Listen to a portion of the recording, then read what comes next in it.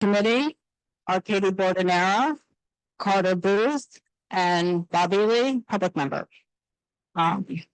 So the procedure is anyone from the public who's here in attendance, please, everybody make sure you sign in the back. If you're here to speak on an application, there are white speaker cards. Make sure you filled one of those out and bring that up here. If you haven't filled one out, please go ahead and do so. When I call the applicant, please come up to the microphone that's over here and present your application. Then we'll go to committee members for questions. After the committee is done, we will go to the public to take comment, and we'll go through the speaker cards. But if you didn't fill out a speaker card, just come on up and we'll have you fill one out. Afterwards, please be respectful, try to be concise. If someone has already said what you're going to say, just keep it brief and just agree with them, or so that we get you on record, but we don't keep hearing the same thing over and over. Both the applicants and the public are addressing the committee. You're not addressing each other. And after we hear from the public, we'll go back to the applicant to see any responses that they have to anything that they heard. And I think that does it. There are printouts of the agenda in the back. I will not be taking things in order. If anybody is here for Reboot West Village or Sedona Club at 39 Clarkson, they both laid over their applications recently. There are other layovers that are on the agenda, but since that was at the last, just shortly ago, I just want to make sure everybody knows that. Okay, so the first couple I'm going to go through are just ones we are not hearing. The first one is Shuka LLC doing business as Harada at 357 Bleecker Street. This is just a notification that came before us in June 2022 for a restaurant wine. We have stipulations on that, and they just had to re-notify us again because it had been over 270 days, and that's what the SLA requires. They re-signed stipulations with the current date, so that's that one. MT 181 Waverly LLC at 150 West 10th Street. That was an on-premise restaurant, and their original 30-day notice to us was we heard them in October 2022. The original 30-day notice was for an on-premise for a restaurant. Then they sent another notice because they didn't think the kitchen met restaurant requirements. And now they found out that it does meet restaurant requirements. So it's just to have the class be an on-premise for a restaurant and not an on-premise for a tavern. We have the stipulations signed that way so that they are not appearing. And then the last one is One Tree Hill doing business as Westerly, 39 East 13th Street. We actually heard this one back in November of 2022 on SLA 1. They mistakenly put in their 30-day notice as a restaurant wine license, even though they did not have a full kitchen. We reviewed it with that layout, and they just needed to change that class to a tavern wine. They've re-signed stipulations, so we are not hearing that one. So that gets those done. So the first one we're going to hear is Sofia's Bagels doing business as Hudson Bagels at 535 Hudson Street.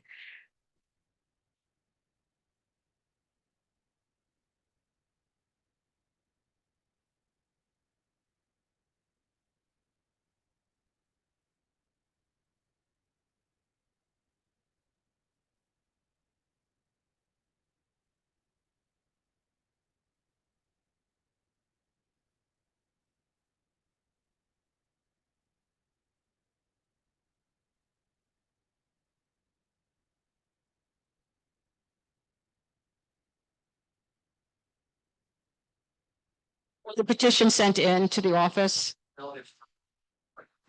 Okay, that's fine. I just wanted to know if we have. Okay. Yeah. Yeah, can you have them electronically? Yeah, I can make a scan with my clients, give me another copy, so I can. Okay, so you can scan them and send them in to. Yes, I can send them in tomorrow. Okay, go ahead with the application. It's okay, thank you. So thank you for everybody for being here. My name is Alessandro, and I represent my clients. This is my client Andres Dominguez. They would like to have the opportunity to serve the neighborhood with a wine and beer only license at 535 Hudson.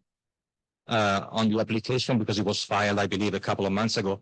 The DBA is named Hudson Bagels, but they renamed it to Sofia's Bagels and Kitchen just to avoid any confusion with, I believe, an existing business called Hudson Bagels. So we don't want to create any issues of trademark lawsuits. We don't want to start like that. So, my clients are from Mexico. He has an experience of like 16 years working at Sofia's of Little Italy. I don't know if anybody knows it. He started as a dishwasher and now he runs the place together with his other friend who is not on the application, he's just here as an advisory. So that's what they want to do. They have a bagel place in the morning and they would like in the afternoon to, let's say, change hats and wear the hats of a Latin American, Mexican oriented restaurant from 4 p.m. to 10 p.m. at 535 Hudson, which is on Hudson and Charles. I don't want to take too much time out of so if you have any concerns, the board, the public, we're happy to address any concerns you might have. Okay, so basically the hours are 7 to 10. I realize they're closing for an hour. Yeah, they're not planning to serve alcohol in the morning during the days. 7 to 3 is bagels.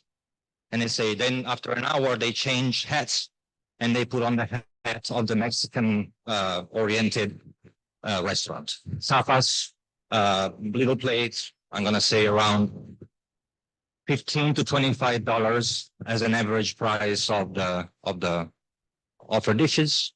And wine and beer, maybe on the weekends, they would like to have the chance to have a brunch with some mimosas, bellinis, but never intention to have a full liquor license. I believe the place is also too small to sustain a full liquor license. It wouldn't make much sense for them. And so here we are. So there's no outside seating? No, not for now. And then how many, there's 8 seats inside? Yes. Correct. It's like 3 tables. I don't know if you've been, but it's really on the corner. It's not big. So that was, explain the space. It's the upstairs, It's the ground floor. They have an access to the basement to the side, but they're not connected to, I understand there's a restaurant in the basement. Or I believe there's a restaurant, but they're not connected to that. Right, because that's, I think, what was confusing us because on the questionnaire where it said the previous use, it has the restaurant that's downstairs listed. So that they're in the ground floor on the corner. On the ground floor. Yes, nothing in the basement. It's where Lucky Louie's was, right? Yes, it's like a fried chicken place, something like that. Yes, correct. Right. Okay.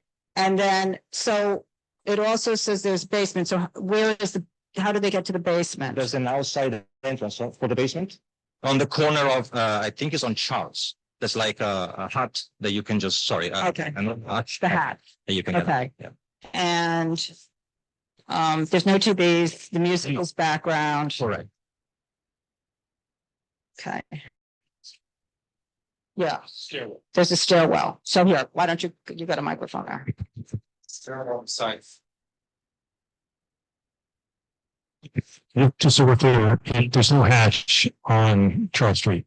Oh, it's a stairwell like you're going to go down to like a basement. Okay. Okay, and does that stairwell lead anywhere else? What does the stairwell lead to? Just to the basement. Correct. When you go down. Basement and also over there, have a stage. I'm sorry. No, but I'm talking about the stairwell that go down to the basement, right? Once you go in the basement, you just go in the basement. You can't go anywhere else in the building. No. You just go to the stairway, you enter the basement, and that's where they keep the food and alcohol storage. Okay, I guess I thought it was my understanding that there was a liquor license application, but maybe I'm mixing up the streets, but okay. So down the basement, there's storage? Correct. Okay, and how many rooms of storage? I believe it's like one big room, correct? Yeah, it's one big room. It's the same square footage as the upstairs. Just okay. And who else? Divided in any. Who else uses that staircase other than you? I believe that that's you. You're the only one using it, right? Nobody else can use it. No? Yeah. Okay. Yeah, the stairways is just for their use. Doesn't the stairway go to the other restaurant? I think it's another location, but we'll ask. There are 2 people. Okay. Okay. That's it for my questions. Anybody else on the? Yes, Yes, in the plan, correct. it looks as if there's a door from your basement into the building, the rest of the premises. There is a door from the ground floor into the building. And it goes into an area where residents can also go, Correct. From the ground floor, yes. Bob? This, but how is that door secured during the day? It's another entrance to the restaurant, so it's not actually secured. So you can go into the you can go, the people from the restaurant can go into the residential area freely. Is that correct, right? That's correct. If there's something that we need to address, we're happy to address it. I'm But- just sure we have. Yeah, I think Figure we something need, out with the landlord also. we need a better understanding of where these entrances and exits are, because the one that you're showing in the back is in the rear of the building. The liquor guard change these little settlers, They, they don't have to be. yeah, but Right, I'm just trying to figure out what this is about. yeah, I'm not asking about the storage. I'm just asking about where is the residential? Where is the residential hallway? Can you just show me on the plans how it? Because it says, Donna, that there is access to other parts of the building in the application. Mm-hmm. So which one was the building? This is not sequence, this is. No, this This is is- Hudson, this is Charles, and the entrance is on the corner. So, my end is the building. Okay, yes, just this is another entrance, they go to the big, right? So the building. But that's not gonna be used. No. Yeah, that wasn't, Louise did not use that door. Okay, Oh, right here. Right there. Okay. okay, so this, yeah, that may be like an emergency egress or whatever, but. Right, so that will stay locked. This door, where did that door Oh. go? That's No, this is here. This is reverse. right. It's pretty much. Yeah, where did, Flips. where did? No, this is not a door. What can you say, put the other, that's the door. Maybe. Hard to say, Right, to say, yeah. but you're right. Is that a door? Here? Because this is where you get in, right? I got a picture right here. There's no door. Yeah, there's no door. So maybe it's a switchable plan. Yeah, okay. You go in the babies.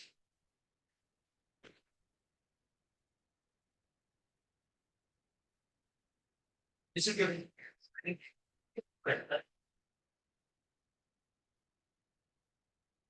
Okay, all right, okay. All right, anybody else have anything? So let me go to the public on this. Anybody from the public here? I have Leslie Clark, Michael Slutty, Deanna Van Olson. So if you could step back from the microphone and just let me hear from the public members. Luann Joanne, sorry. Just come on up to the microphone and then you can just state your name and then say what you want to say. My name is Michael Swirsky. I am a 35-year resident of 117 Charles Street, 2 doors down from 535 Hudson. There's one statistic that says it all. According to the State Liquor Authority's website, there are 63 establishments with liquor licenses within 750 feet of 535 Hudson, including 3 in 535 itself. Missing from the application was any mention of a restaurant called Wild, corporate name Slice West Village LLC, that has a wine license and has a lively presence on the sidewalk till late in the evening. However, the establishment, the corner store itself, where Sofia's Bagels was located, has never had a liquor license of any sort. Other parts of 535 have, however, including, I understand, the establishment in the basement that was alluded to called Ramen Messiah.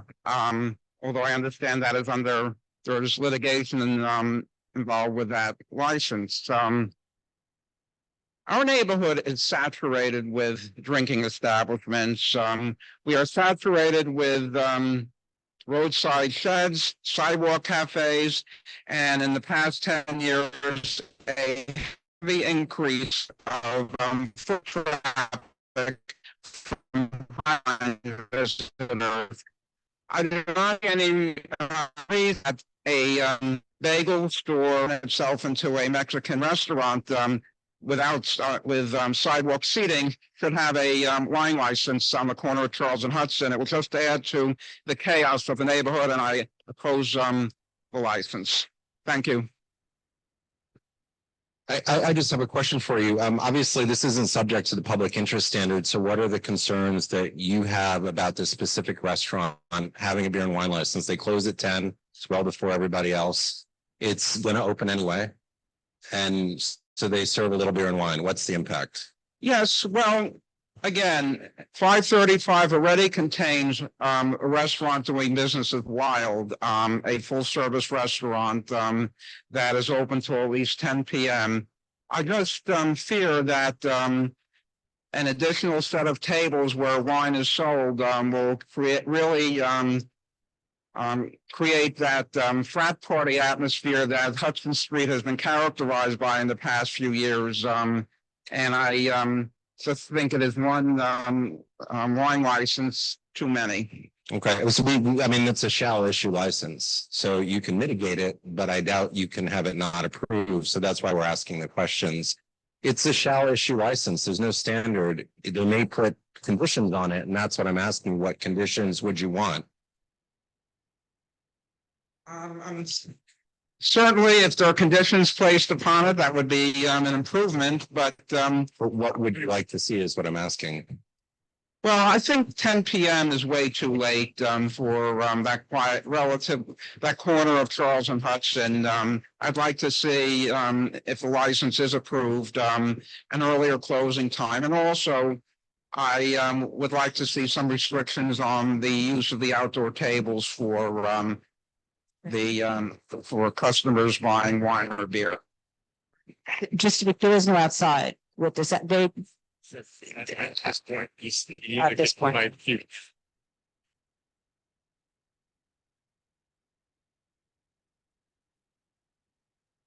okay.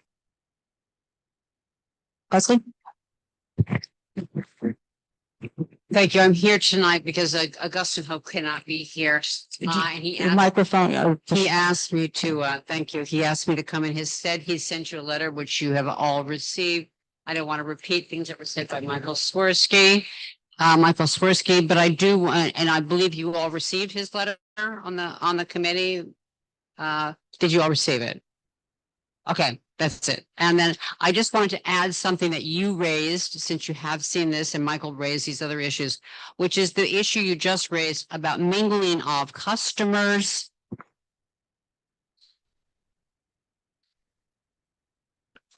There. Thank you. The mingling of customers with residents in that building has been an ongoing problem with others in other restaurants that have been licensed in this building. That is something that would have to be mitigated before I think that we would approve of putting in this license. We would approve of this license. Thank you. thank you. I can't hear you. Could I see the letter, please? I don't think I saw it. Okay, Deanna Van Lonesome.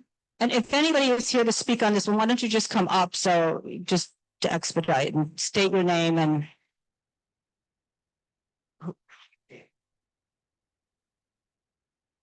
Yeah. Yes, yes. Hi, Catherine Quinn. I live at 545 Hudson. You gotta get closer to the mic and turn it up, just to push it, yeah. Oops. Can I do this? Does this work? Okay. I'm a little concerned about the accuracy of the 30-day notice.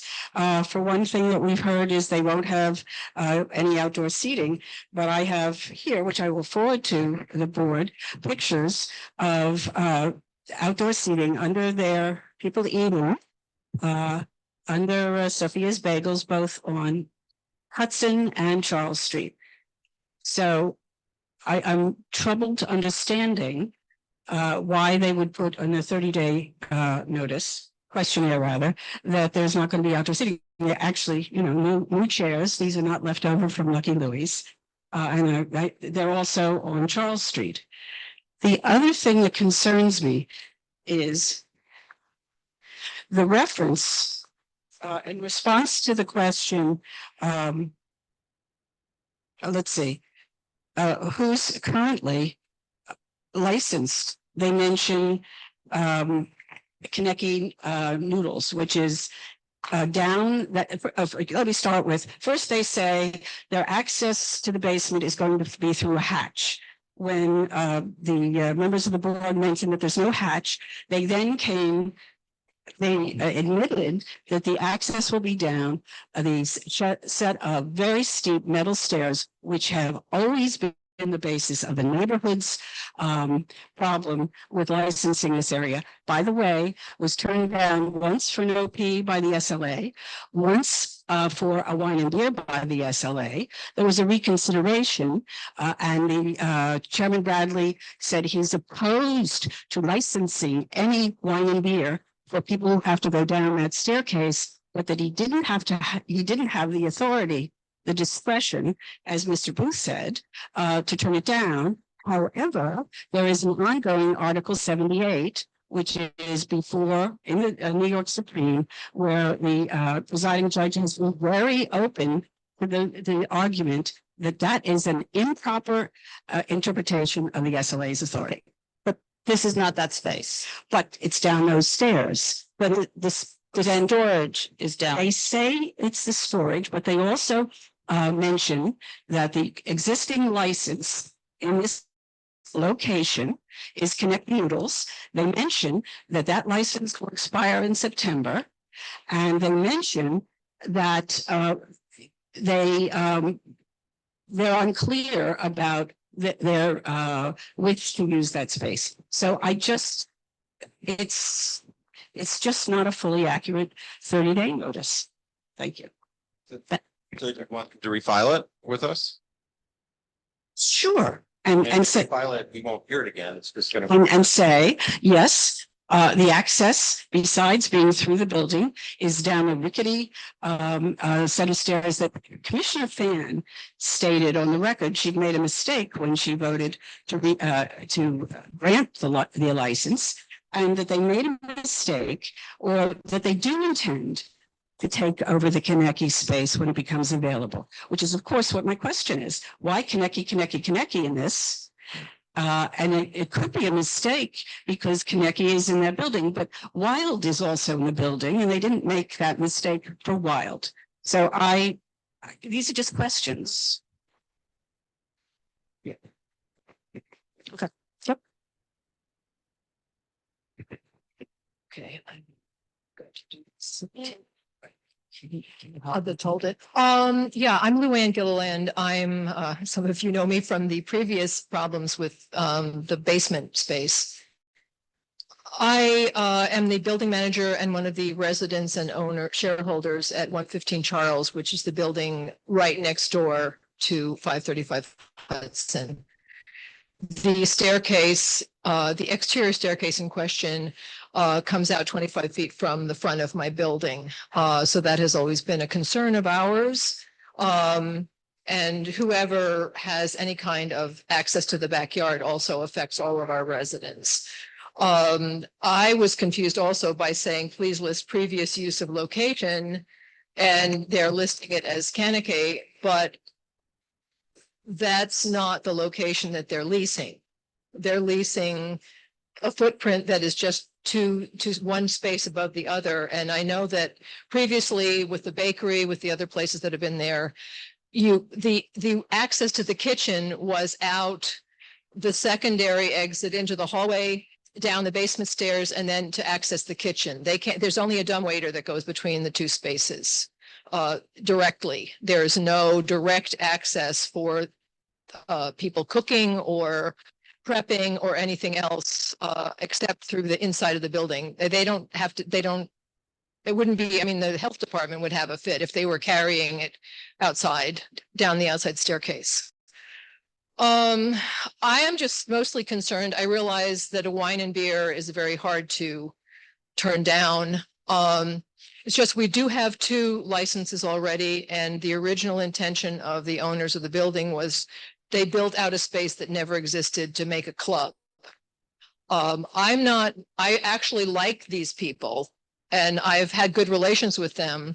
However, they may not be here forever. And once you put in a license, we have no precedent. We have a legacy of a license, and I feel like a lot of times that the owners of the building, and you're not allowed to consider it, but the owners of the building are using this as a wedge to get in a bigger license, an open liquor license. So and this is never, and I've lived here for 42 years.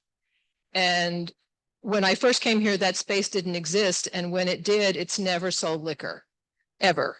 So like I said, we're just seriously concerned about future intentions and future. Anyway, thank you very much. Thank you. Yeah, can I just quickly, where do you see in the application the connection between the basement space and this former Lucky Louis location? It's where it says, if this is for a new application, please list previous use of location. There's no page numbers, so hang on. So that particular license number you looked up, and that's what connected to the one in the basement. Is that it? I guess that must be it. But like I said, but it's like it sounds like they're saying that. You're saying that was previously licensed or something like that. Got it. That Okay, exists thank you. already. So it seemed like they might have trained. So, okay, thank you. Go ahead. Hi, I'm Viana. I live three doors down from SB Bagel. On that street on Hudson between Perry and Charles, the outdoor seating number now with Late Tao and Wild is at least 75 patrons 7 days a week that can sit outside. SB Bagels, they say their interior space only has 3 small tables that can seat 8 people. Not anymore can be inside. SB Bagels is going to be making money from their outdoor. There'll be 36 patrons outside, and along with the sheds that will be available during permanent dining, there'll be another 36 patrons. There'll be 70 patrons outside drinking wine for probably $35 a pop, as every other restaurant there sells them for $70 a pop. It's going to be a madhouse. It already is a madhouse. My mother, who has the pet portrait painter, she has her lights off every evening because all the drunken kids come and knock on the window. It is overwhelming on that corner. SB Bagels, they're very welcome to be there as a bagel shop. They're very welcome to be there as a Mexican restaurant. It's adorable. It's yellow. They should just not serve alcohol. The whole West Village would welcome them if they just decided to make great food. Yeah, thank you.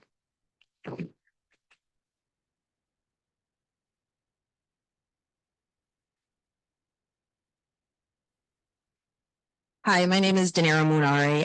I am speaking generally about the Sidewalk Cafes, not specific to their. That's why I'm the last, and I'm going to ask. It's not part of the app. Okay, so that's why you tell me when I can speak and I will come back. Thank you. Yes, that's why I asked.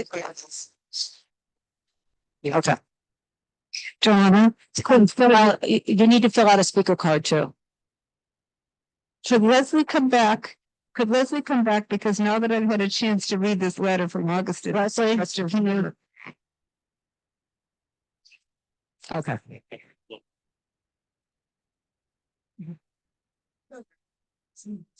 Okay. Well, I'll read it to you because it's not very long. I just want you to know, I want to read this out, and I want to know if Augustine explained anything more about it. The landlord at 535 Hudson has caused problems for years by allowing tenants to host late night rooftop parties. And here's the part that I'm curious to know if you know anything more about. And permitting restaurants in their building to use the lobby and internal residential areas for moving food and trash. did Mr. Hope say anything more about this problem of moving food? Because we were talking about this. They're using the residential areas for their business. I'm sorry, I don't know anything more than what he wrote. Okay, well, thank you. Thanks, Leslie.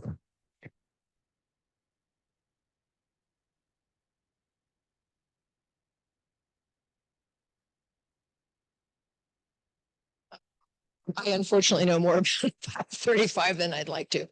But actually, You could just explain yeah, that. as far as I know, mostly there's the areas also that the basement areas are also accessible by the residents. The residents' trash is down there, the commercial trash is down there. And also they now have a dentist office and that trash is in the hallway until they bring it out. But I would imagine it's mostly about the shared hallways. I don't think it's on the main hallway, but it does happen because everybody has to go to the basement to take their trash. There are no compactor chutes or anything else. It has to go downstairs. Thank you. Okay, Quite a bit.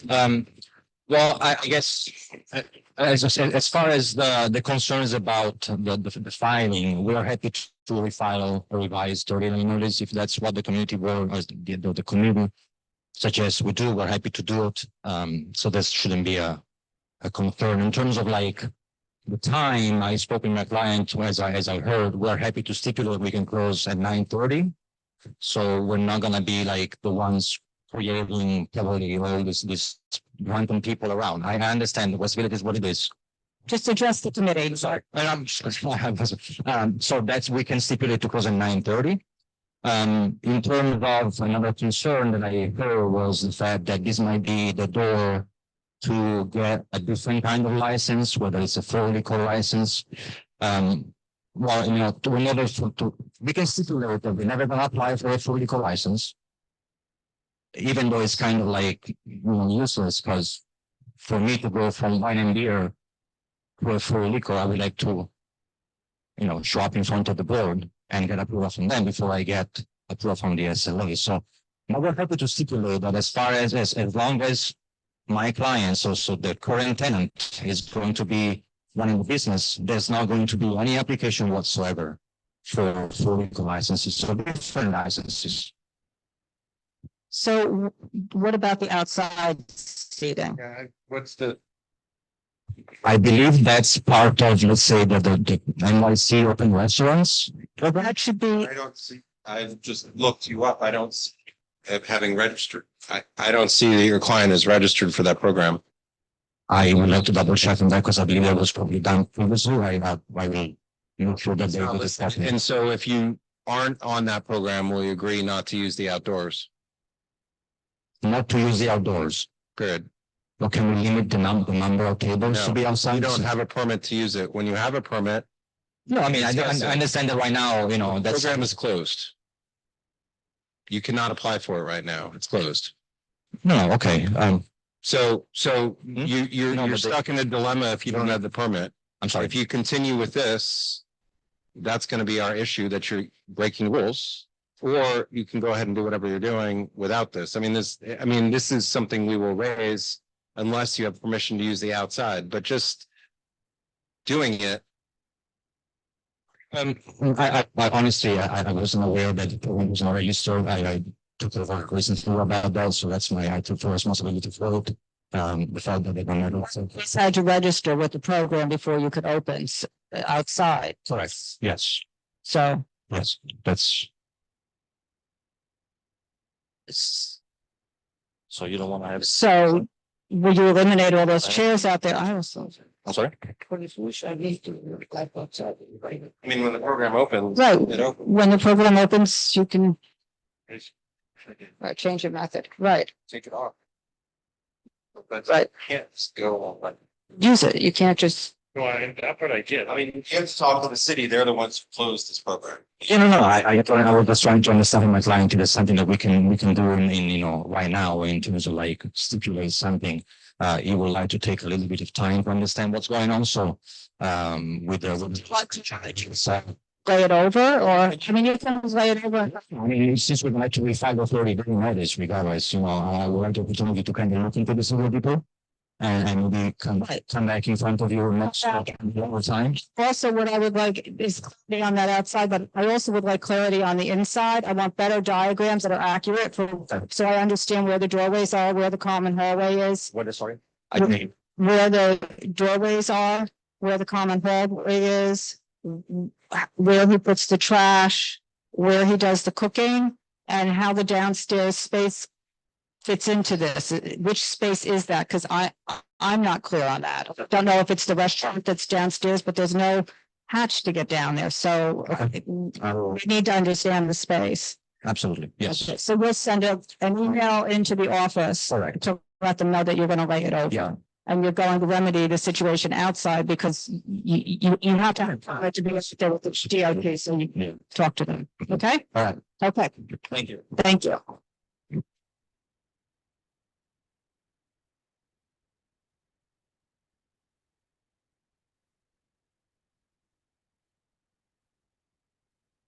So the next application is going to be Big Love Cooking LLC at 90 Bedford. This is a restaurant line.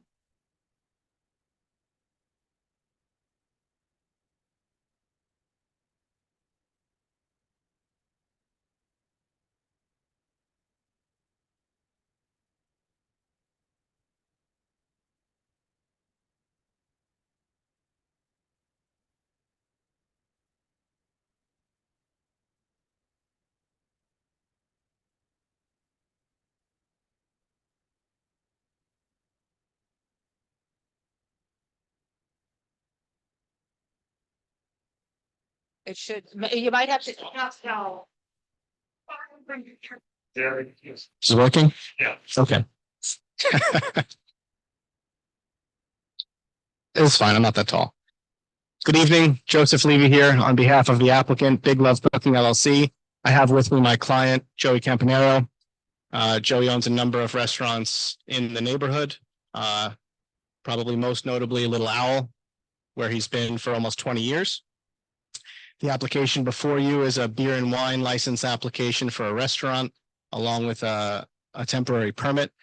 The space right next door to Little Owl on Bedford used to be Mustache.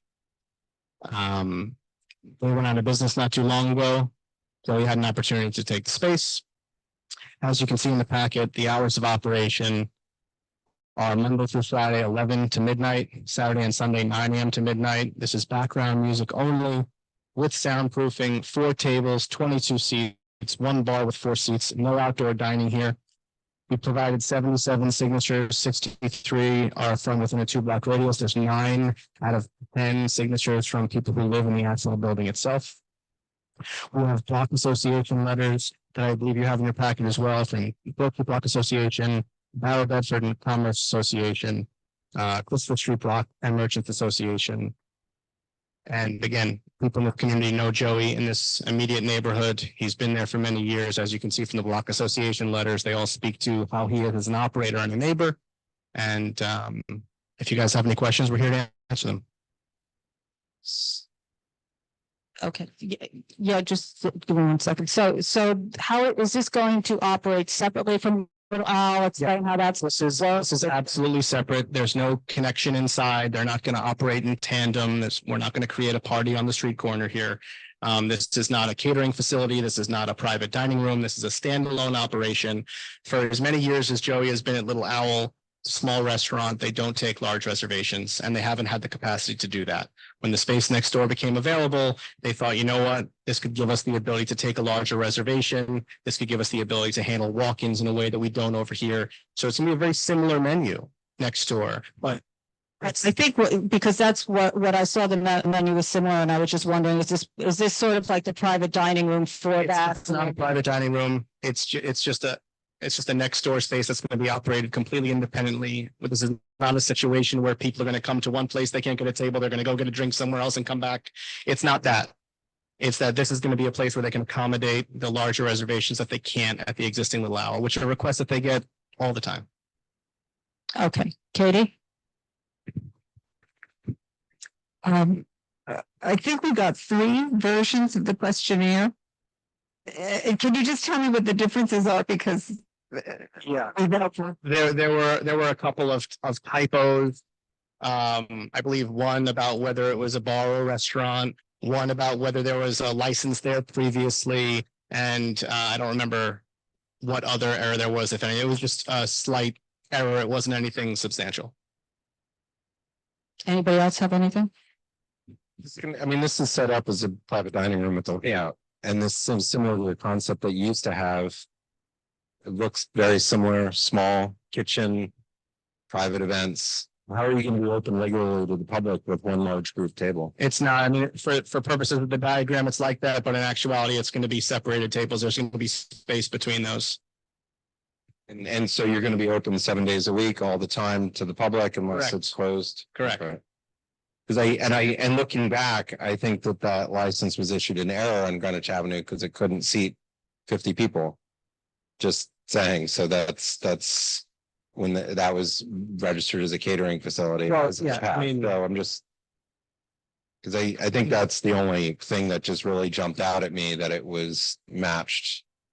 And if I remember correctly, that also featured, didn't have, I don't know if it had a hood, but it was more home cooking appliances, right? That were Are you talking about The catering. space on that used to be on Greenwich Avenue. Yeah. Yeah, that's been gone for No, but I'm saying this looks, when I look at the diagram, it doesn't look much different. my way of counting how many people I can make this work, Mhm.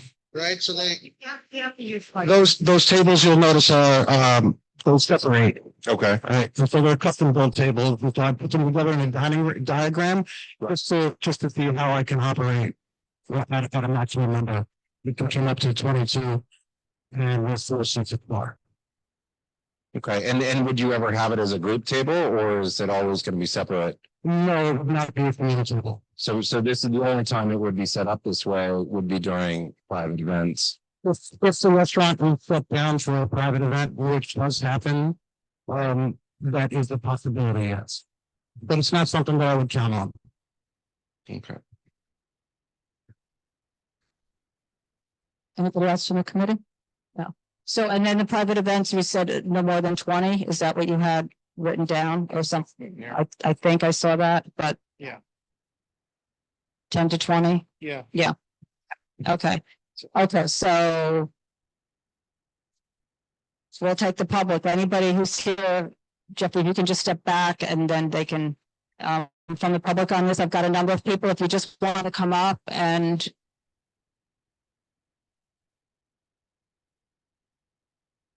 Thank you, Donna. My name is Nancy Paisley. I live around the corner. I think she is. It's it. Live around the corner from this location. And I want to go just back into where we were before.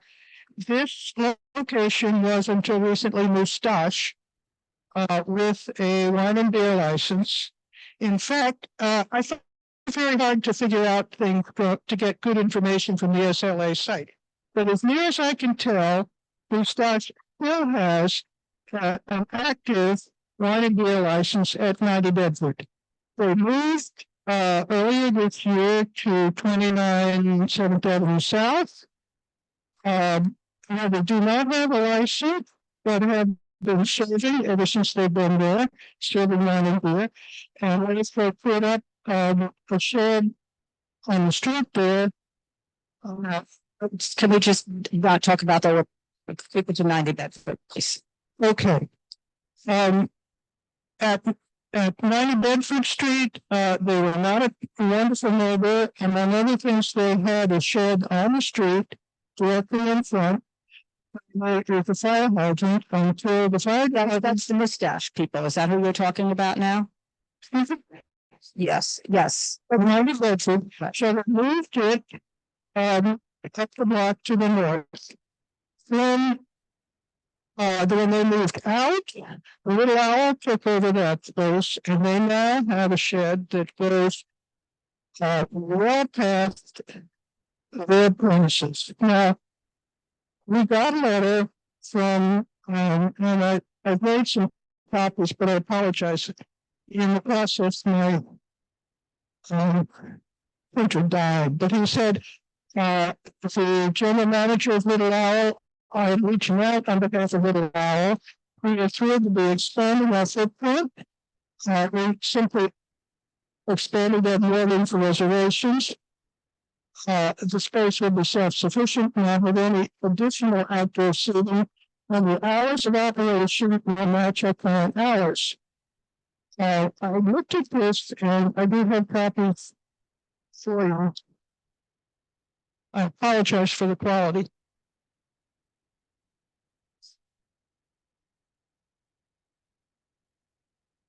But there seemed to be, to me, some inconsistencies with the questionnaire that was submitted. So I asked Mr. Goodman if we could meet Goodman, and never heard back. But the application, the questionnaire I have seen does not sound like an extension of Little Owl. It sounds like separate, completely separate operation. With, of course, nothing on the street because nothing is allowed there, and closing at midnight every night, whereas Little Owl closes at 10 every night. And also, as Carter mentioned, I think I saw the diagram with 20 plus seats, which looks to me like a party venue. Under 20 times a year, that's a lot. Especially on there's a party of a couple dozen people coming out at midnight, going around. Everybody hugs everybody else to wait for their tremendous and confusion on essentially a quiet residential block. Because I don't think Moustache had a late night operation. They were closed early evening. So it has had a license before. I would ask that what we have here is a 10 o'clock closing. I would rather not see 10 to 20 private events a year, but I suppose I can't stop that. But since it is closely connected with Little Owl, I would also ask Little Owl reduce its roadbed structure back to where it's permitted, strictly in front of its premises and not halfway down the block. Thank you. Thank you. Leslie Clark. I'm here to say basically me too about that. They are saying that they, in this application, that they wanted to expand their footprint. So to my mind, those two places are related. You have outdoor presence of the Little Owl is 50 people. There are 42 in a shed and 8 on the sidewalk. I would like to see that if they are going to have an additional indoor seating, that they reduce their outdoor seating. That is an enormous shed. It goes way beyond. It goes way beyond the frontage of the Little Owl restaurant itself proper. It goes in front of the doorway of a residential building. The residents of that building have to exit basically and look straight into a restaurant. I think that it's time for Little Owl to reduce its presence, to give the community back some of its public space in return for this increased internal private space. Thank you. Thank you. Okay, I think, is there anybody else here on this application? I don't see anybody signed in. Okay.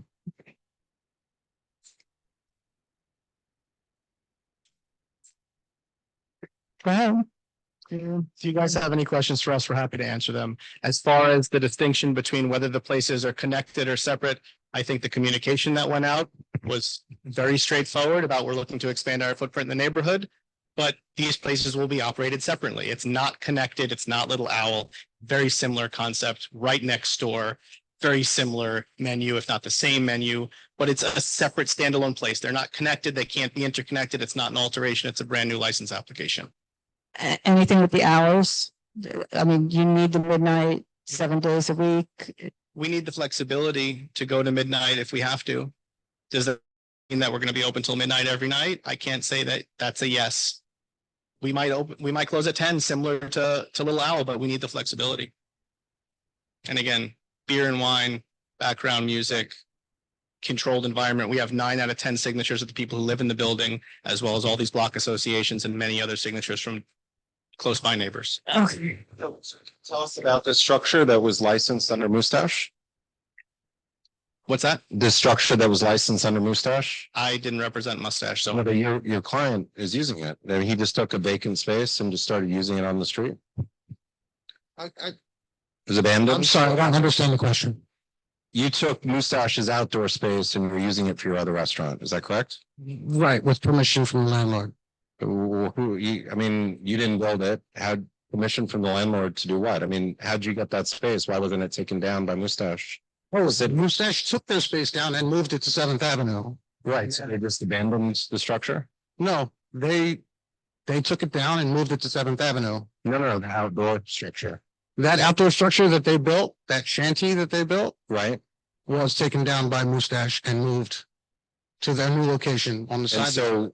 so then you've taken over that space for your other restaurant, you're using it? Right, for a little while. Okay. So how's that helpful to the neighborhood? I mean, I can understand why people are asking. I mean, it's such a huge outdoor space. I mean, this is consistent with your other operations, just with outdoor spaces, which is clearly a huge issue here in our residential communities. Your frontage there is 3 times your outdoor space. Yeah, I mean, we're operating as of right and legally.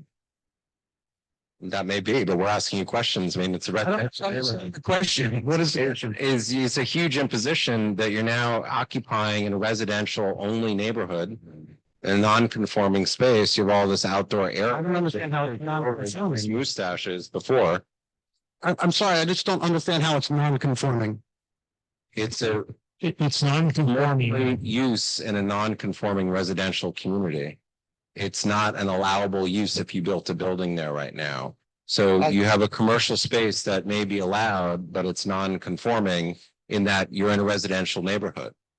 Right, so despite the fact that we have a good CFO. And I would just add that it's also very, I would just add that it's not conforming in that the shed does not go directly in front of the business, okay? It goes all the way down the street.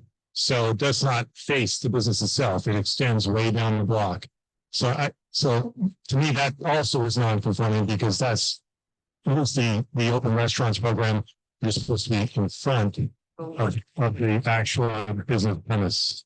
But you do have the ability to extend if there's not something else there, if you have permission from the landlord, correct? That's not how the diagrams are drawn up in the open restaurants program. The diagrams are drawn up so that it's in front of the space. Now, if it's a corner space, that's different. And so I guess my question though really is how many people are in the sheds, how many seats are in the sheds, and then how many people are on the sidewalk? Because you're on both sides of Grove Street and on. So on the Grove Street side, there are 4 tables, so 8 people. On the Bedford Street side, we're only in the roadway. And it's all approved from the DOT and that's what I don't understand. Like, I have permission to do that. I didn't do it without permission from. How many tables and chairs in the outdoor space? There are 11 tables. How many seats? 44. Thank you. And the point is that we received no notice that you were changing your licensed premises next door. You expanded your outdoor premises and you're serving alcohol in your other licensed space. There's no notice to us. There's no change. You've added outdoor space. It's not the original application. So if I have to update that original, then I'm happy to do so. But the means that we took were through the Open Street program and the Department of Transportation. Right, but COVID's over and these huge sheds, and it's not the only one you have, take up these now residential streets. And those are the concerns. I mean, I just bring it to you because this is the discussion. And then you've expanded your other space next door not to add it to this. I mean, it's just what it is. And I mean, you know, I've always wanted to be a part of the solution and not the problem. So, I mean, I appreciate your input, but the way that we've always operated was, you know, was through the proper channels. And if I missed something, then I apologize, and I'm happy to revisit that. That may be, but we may just have a fundamental disagreement that you locate maybe your business residential neighborhoods, and now you have 100 seats outside, combined with all your businesses, which are residentially zoned. Bedford Street all the way down is a residential zoning. And now in a residential zone, there are all these outdoor street seats that are creating impacts on a residential community. That's what it is. And you know, to not say, okay, we can do it, is to not listen to people who have those concerns, which are the concerns, you know, and that's what it is. I mean, you chose to come into residential communities because you like the ambiance and the character, but now they're being treated as a commercial zone. I hear what you're saying about all of his different businesses that have outdoor space. The application before you tonight is for this one. Sorry, it feels like I'm in. We appreciate your comments that we have a number of restaurants on residential streets and he has outdoor seating. And he's always conducted himself as a good neighbor, and we have signature emotions reports to that effect. There's no malicious intent here anywhere. And the fact that he has outdoor seating in residential neighborhoods at other applications should not affect this one. It doesn't have any outdoor space. No, I hear. So if your point, if I understand correctly, because it's showable, is that he amended his outdoor seating and he is saying it required an additional notification to you guys? What I'm saying is that the outdoor space was connected with this space during COVID, and that outdoor dining in this restaurant left, and now some other restaurant is taking it over. Yeah. Instead of this place and not having it outside. That's the point. I hear you, and I think maybe you're right. Then maybe we have a disagreement about whether that's something that's allowed. And just to follow up, what time do you close the shed seating and the sidewalk seating at well? Our listed hours of operation are until 11 p.m. and it usually never goes that late. So it's usually runs on, after it's 10 p.m. And is it the whole hour, is it the on-premise license? Beer and wine, yes. Beer and wine. No. The 11 p.m. was outside or inside? Inside. Inside. Outside is 10. Okay. Anything else? No. Okay. Thank you. Thank you. Thank you for your continued support. Thanks. Okay, the next one is going to be part of Yarn Group doing business as Nightingale.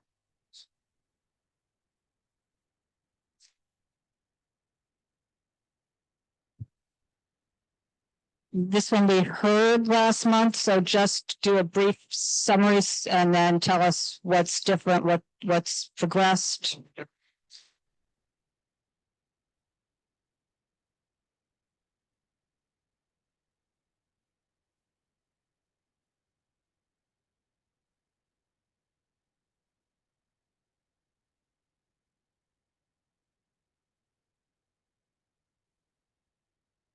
My name's Mark Levi. I'm representing Parmigian. The thing with the microphone is that you're so close to it, but you're not close enough. You literally see how close I am. I'm ready to be that close. That's exactly it. Yeah. And you can raise you can put it on yourself. Sure, just twist it, raise it up to get comfortable. I can go like this. It's fine. I just, sometimes people like to hold things when they're talking and they like to have their hands free. I want to have everybody have the opportunity to speak freely. I'll make sure I speak loud enough. That's mine. And I know that we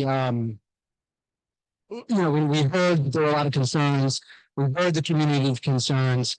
And I know there was an issue, just a preliminary issue of the 200 feet.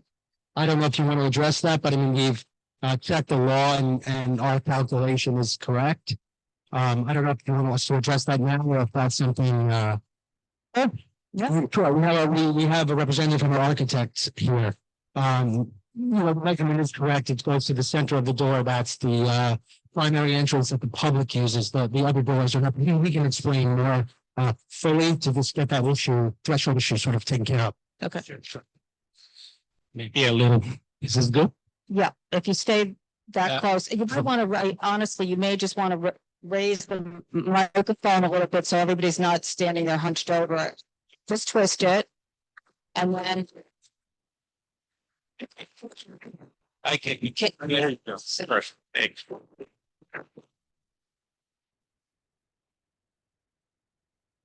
Yes, my name is Dionisio Cortez. And you have to speak right. Okay. My name is Luis Cortez. I am a senior project manager for Reform, and we represent on behalf of our client, Flavio. You have we submitted this diagram. You have it with you, and where we show the measurements that were taken, and as per the code, let me put my glasses on. As per the code, alcoholic beverage control law 64-A, section 7A and B. Section 7A says, on the same street or avenue and within 200 feet of a building occupied exclusively as a school, church, synagogue, or other place of worship. And then B says the measurements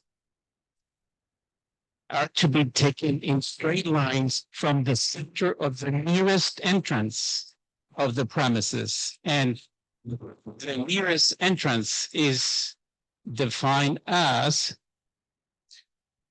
the word entrance shall mean or a door of a school, of a house or worship, or of premises licensed and operated pursuant to this section and section 64, 64B, 64C, D of this article, sought to be licensed regularly used to give ingress to students of the school to the general public attending the place of worship. So that's those measurements, and I can attest to that, were taken from the general entrance. Is used by the church. Right. I have a letter from the pastor from the church that says it's used. But it's the nearest door. But it's the general nearest door. No, it's the nearest door that's regularly used. This is the nearest door. Right here. According to the law is, the law says that is generally used. That is generally used. That's what was said. We have a letter. Well, just let me, please, from Our Lady of Pompeii, saying, please be advised that all doors on Carmine Street frontage lead directly into the church and are all opened at different times and are used for various church-related functions and activities during the year. It's not that they're kept closed most of the time and just used for emergencies. All three doors are used. So then your measurement would be to the nearest door, which would be the one that is on the western side, not the center doors. And sorry, does the door have hardware on it?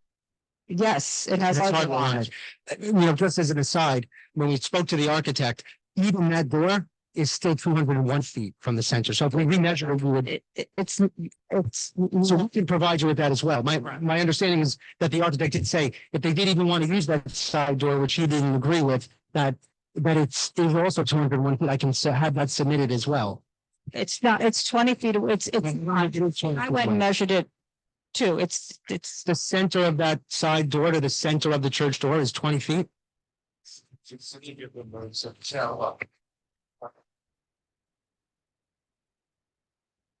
It's 20 feet from the center of the main door.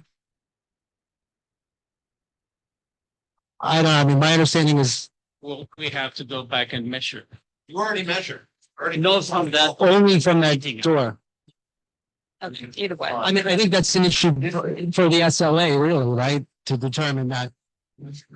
And so that's submitted at our hearing. I mean, that's an issue for the SLA to determine whether that measurement is correct, and they'll go out and make that issue, right? We're saying we had an architect measure, we were within the code. And that's it. I mean, the SLA will make that determination. Okay, go ahead. And we'll leave it at that. We'll leave it at that. And so just moving on, I mean, we listened to the community, we tried to, we went out and spoke to residents. We actually got a petition signed with 53 residents, spoke to many more, but 53, they all supported it, that everyone we spoke to. The applicant also got 53 signatures, 40, I think 49 of which were from residents on Carmine Street. And so we listened to the concerns, and the point is we tried to adjust the application to address those concerns. So the applicant has adjusted the application. They've reduced the number of outdoor seats from 20 to 12, and that's only with 2 tables. Even though other restaurants in the area have much larger sidewalk seating, as we've heard, they've agreed to close the outdoor dining at 10 p.m. all 7 days a week. They've agreed, you know, understandably so. I mean, I don't disagree with the shed situation, that they will not put any shed outside of the premises. I agree that they're an eyesore. It doesn't really go in line with what our client is trying to do as far as aesthetics of the place. Even though lots of other sheds are all over the place. And they've reduced their hours of operation. So what are the hours now? So in the letter, so Sunday they'll do 12 p.m. to 12 a.m. Monday, 5 p.m. to 12 a.m. Tuesday, 5 p.m. to 12 a.m. Oh, no, I'm sorry. 12 a.m. Wednesday, they had initially proposed 5 p.m. to 2 a.m. We're going to reduce that 2 hours to 12 a.m. They'll go Thursday, 5 p.m. to 2 a.m. was what was originally in the application. We'll reduce that an hour to 1 a.m. Friday, they'll reduce the 2 a.m. an hour to 1 a.m. And Saturday, they'll also reduce to 1 a.m. So the only days they'll be open to 1 a.m. will be Thursday, Friday, and Saturday. Wednesday will be 12 a.m. and the rest of the days will be 12 a.m. Okay. Outdoor is 10 p.m. And the outdoors is, you said 2 tables? The outdoor, they want to reduce it to 2 tables. So you'll be seating groups of 6 out there? I will 6 at each table? We'll seat up to 6 at each table, I believe, but it may be less. I mean, I think it's more for just to have the option. Okay, and then there's still operable windows are being installed? You're still doing the operable windows, right? Yes, correct. Okay, and were there any other changes? I don't think so. No, I don't think so. Those are the main concerns we heard. I mean, the shed was a big concern we heard. You know, as far as any noise, you know, the restaurant itself is meant to be only ambient music, you know, only loud enough so people can speak. I mean, that's the concept. That's the point. There's no standing room at the bar. There's where you can order small plates. You know, the same concept as per the original application. You know, modestly priced small plates. You can have a cocktail, a glass of wine, which is not really, you know, and it's not a full kitchen. Which The menu is very small. And so the idea was that you can't really get anywhere else in the neighborhood at that price. If you want to get a glass of wine or a cocktail in that sort of environment, we're really going in for an entire meal at probably a very pricey place. So this is supposed to be a little more catered to the neighborhood, and that's sort of what we. And there's 62 seats inside. I believe so, yes.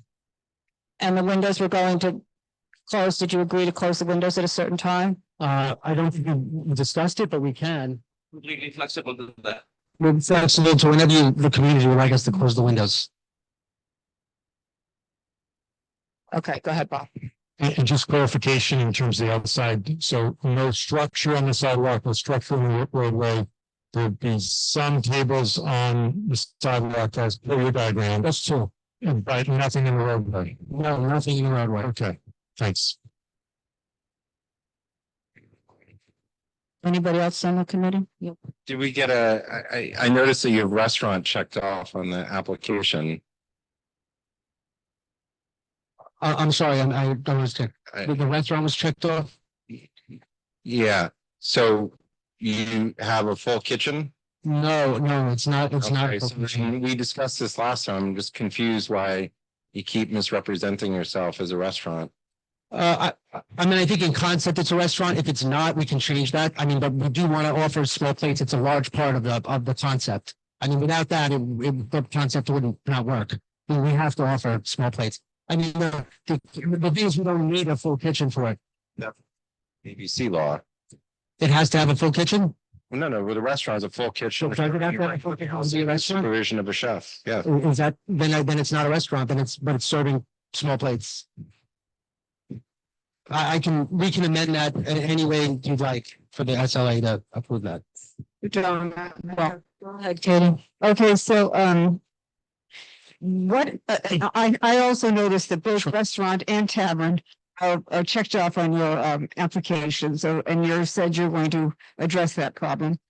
We can, yes. But we do, just to clarify, we will have to, I mean, the concept is to offer small plates. So whatever we have to check. Yes. You gotta check it right. So, but what is the story on the C of O? The certificate of occupancy. You said, do you have a valid certificate of occupancy and all appropriate permits? No. So what is this? No, I mean, in the original application, we attached the architect and filings. So they filed for was a letter of no objection, which they expect to have. So it's not in this packet. It's not in that package. No, we're waiting to get that back. Yeah, but it's all been filed already. Normally, 1 a.m. on 1 a.m. closing on Thursday. I mean, this is a very residential, tightly packed street, and 1 a.m. on Thursday is much too late for people to, you have to go to church, to school, work the next day. So, that's a flag for me. I'm not going to support that. And I just have to say, Our Lady of Pompeii is a very important part of our community. And there are several doors. There's another door into the rectory that all have gone into that rectory door. I think a lot of people have here. And then right from the rectory into the church. So there are doors closer to you, well within the 200 feet. So we really want you to respect the church. And you can't say want to. Yes. So I want to agree with you. We want to. So I also cannot support. And then just from your outdoor seating, how far away is your outdoor seating on, I guess it would be the west or the southwest? The closest seat, how far is that to the residential ground floor window next door? How far is Our two tables are directly outside our window, so 4 feet from the residential window? I don't even think it looks like it's 4 feet. imagine so, yeah, maybe 3 or 4 feet.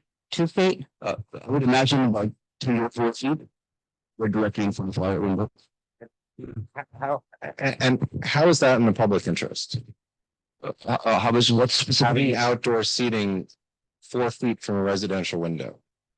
So like we suggested, we stood out on the sidewalk for days, waiting for neighbors to come out of their apartment so we could actually. No, I'm talking about the person who lives next door to you.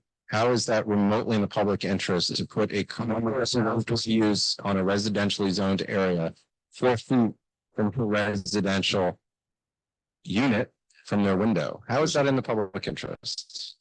I'm not going to speculate. I can only tell you it's later that I. So let's put it tested. So It could be the impact on the noise level for that residential unit. allow me to answer. So we spoke to neighbors who actually live in the building. Every single one that we spoke to not only signed on, but signed on enthusiastically. In fact, even said, can't wait for you guys to open.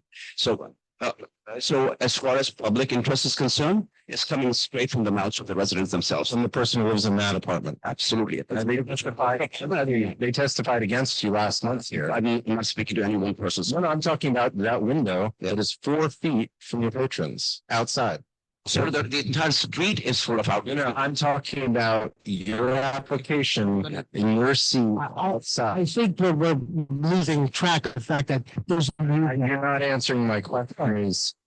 Where do you live? Do you want somebody sitting on your fire escaper outside? All night long? I mean, this is just a reasonable question. But if it was 4 feet from my window and it was a table of diners, I don't know if I'd be so opposed to it. If it was something that was nice and addition to the community, I could come down and have something to eat. I don't think I'd be opposed to that, actually. if you told me there's gonna be a bar with loud music blasting out the doors, I'd have an issue. It is. But we're not, right, but we're not, we have no music, we have ambient music. The People outside, first of all, people outside make noise. Sitting outside eating, they make noise 4 feet from a window. And then the other thing is, you've got 2 tables of 6. So basically the people sitting outside are not going to be 2 people, they're going to be 6 people. So now you have a group of 6 people sitting, let me finish. 6 people sitting outside right next to a residential building, who 6 people having dinner together and having their cocktails are more noisy than just 2 people sitting at a table. So Ma'am, would you prefer if we didn't have anything outside, actually, is what I prefer. That's what I prefer if you're asking me what I prefer. Hang on one second. So, ma'am, as you saw that we reduced the number of tables in seats less than half. We're by far the smallest outdoor cafe. Most of those restaurants that are there, many of them have been there through COVID. They have been there through COVID. So, that's originally why they had the outdoor seating. It's not that way right now, but that's why they had it. They were there originally. You're coming in new with residences on ground floors next to you, putting in outdoor seating for basically not a restaurant. You keep saying this is a restaurant, and then you keep saying it's Small Bites. It's Small Bites, a cocktail lounge. This is not, a restaurant.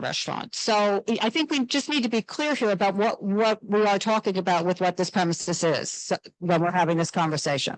I'll be honest, I do not know what the technical definition of a small tapas restaurant is. This sort of more place is a restaurant or not. If we are wrong about that, we'll definitely change that. Open to that. We're humbly submitting to this board that we have heard you be concerned about outdoor seating. So we're putting down as minimal as we possibly could, but we do need some means to survive as a business. But you have a lot of seats inside. We do, but you also know how much people in West Village like to dine outdoors. And if restaurants, there are people dining outdoors. Sometimes, I'm just going to say, sometimes people like to do something other than dine outdoors. Sometimes people like to be able to do something else. Just about every retail frontage there is an eating and drinking establishment. I think there might be one left on the block that's not, if even. So that's we're just trying our best to abide by what you guys need for us to do, but it's still trying to hold on to something that'll help us survive. We don't have a shed. We already committed to that. We reduced the tables less than half. So we're into 2 tables. If you would further like us to break it up so it's not a 6-seater, we will even do that. Okay, I think, what I think I'll do is go to the public. Yep. So we'll just go in here from the public. Anybody that's here from the public wants to speak on this application, come up. I have speaker cards. If you haven't filled out a speaker card, I'm just Dinara. make sure I have. So just give me 1 second do you have her card? But hers, because I handed it to you, Dinara Munari. Okay, go ahead. Okay. Hi, I'm Dinara Munari. I think the frustration that everyone is feeling is about sidewalk cafes is because the conditions that we have today have been neglected and there's lack of oversight from the city. There is nowhere to walk. There is no consideration for garbage. There are umbrellas, street furniture, prep areas. And I'm sorry, I know you're a new business and I know he's a new business. You're speaking to us. And he's excited to start, but I would be remiss to say that I would agree for any new business to come in and have a sidewalk cafe until the city starts to regulate. You cannot walk down 7th Avenue, nor can you walk down Carmine Street without getting poked by an umbrella. I invite anyone to walk down Carmine Street on a Friday night and try to walk. If you have a walker or a wheelchair, you cannot get through. No one has maintained the 8-foot clearance from sidewalk furniture, street furniture from the table. They have not done it. Sidewalk grates, wheelchair parties, all along 7th Avenue. I am forced to walk on a grate. I had to advise a woman in a wheelchair to go down 6th Avenue because 7th Avenue was a hot mess. Respectfully, that's not the best way to describe it, but that's what it is. Until we have better regulations and we have the city do the oversight, even signage. out of control. I am against any sidewalk cafes. It's just unfair. It's unhealthy. No one puts that in. I know they have to go through the path, but until you clear up the mess that it is today, what's existing today, I say no to any new one. And I'm sorry, they're going to feel the wrath of it. Gotcha. Yep, this is you, correct? Yeah. Okay, got it. Okay. Go ahead, just state your name. I'm Majesty. I've lived on Carmine Street for 37 years. I live on top of a vegetarian restaurant that opened, very slowly. A vegetarian restaurant, they also sell alcohol. That's pretty much every other restaurant and bar on Carmine Street and around the corner on Bedford Street. There's an unbelievable rat problem on Carmine Street, so we're out there dining. Now, these guys are opening, they're saying they're opening a restaurant, but they're not a restaurant. They're opening a lounge. And my fear is that the open window thing is the same thing that's done by the vegetarian restaurant, which they then play loud music through the restaurant to the people who sit outside. There's no need for windows to be open. I mean, that to me is an obvious reason they want music to come outside. They're saying it's ambient music, but here's the problem. They say the same thing at the vegetarian restaurant. I know that they're not here today, but the point is, if you call 311 and complain about noise, they're unbelievably polite, but nothing happens. Now, during COVID, all these bars and restaurants that were outside were breaking the rules left and right. There were events going on at the start of COVID, which the restaurants were selling alcohol outside my house. So, when they open a lounge now, what we're claiming is a restaurant. The people, 12 people that they're claiming to sit outside, those 12 people are going to be drinking outside. That's where they're going to their place. They're not a restaurant. I managed cocktail lounge in New York City, the biggest ones for many, many years. So I know the deal. A cocktail lounge is not a restaurant.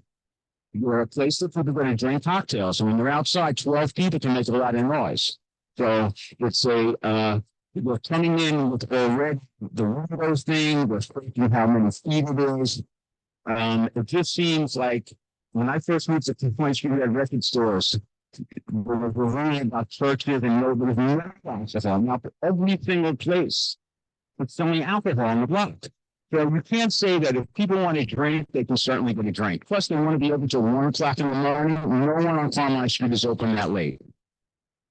Because no one on Carmine Street is a pure cocktail lounge, restaurants / cocktail bars. So they're coming in, it's like already 1 o'clock on Thursday. Are they kidding me? They think that that's an improvement. I don't know the answer to this. I'm asking you. Let's say they do come in and then they're changed to 4 o'clock. Who enforces that? How do you get that enforced? I don't know how to do that because with the noise, I'm not being critical of 311. They're really polite. They do everything. The cops come by once in a while. But if they change, they're a bar. They're not a restaurant. And you're going to want to stay up until 4 and understand that they pay a lot of rent. So to answer your question, who benefits from this? Not even these guys. The landlord benefits. That's who benefits. The landlord who's renting it an empty space that you can't get anybody to rent other than a bar. Thank you. Thanks a lot. I guess I can answer your question for you. So the way it does work is there's an alcohol license application. They seek certain hours. If there's an agreement and stipulations, those stipulations define the method of operation and your hours of operation. Okay. So if for some reason they decide to violate those terms and go later than say 10 o'clock, 11 o'clock, 12 o'clock, 1 o'clock, 2 o'clock, 2 a.m., the complaint can be generated to say the local authority. It's the easiest thing to enforce that kind of violation. They do it. I can't say they've been doing it recently, but they have in the past. So restaurants and bars don't want to get caught. Multiple violations of the new license. So there is a complaint that can be made. It's not necessarily through and right. It's a complaint to the state local authority. So I just wanted to explain that, not just to you, but to everybody else in the audience. Okay. Well, then there's definitely a way. There's definitely a way. But I'm not saying that you're right. In a lot of ways, there's a slippery slope. It does happen. We've seen it many times. You know, there is a quality of life thing. I want to take on the statement here. People live, you know, this is a real residential land. People live here, people have children who are, rent stabilized tenant. So I'm not going to say I'm paying tons of money, thank God. But there's a lot of people paying a lot of money to live on that block, and to hear noise right out there with things and 12 people, if they can't make they can't make their nut in the physical space, that's on the landlords. Thanks. Thanks. Can you, yeah, there. Is that work? I think this is good. I'm in right. Well, it's okay. I got it. I know how to use the mic. I use the microphone.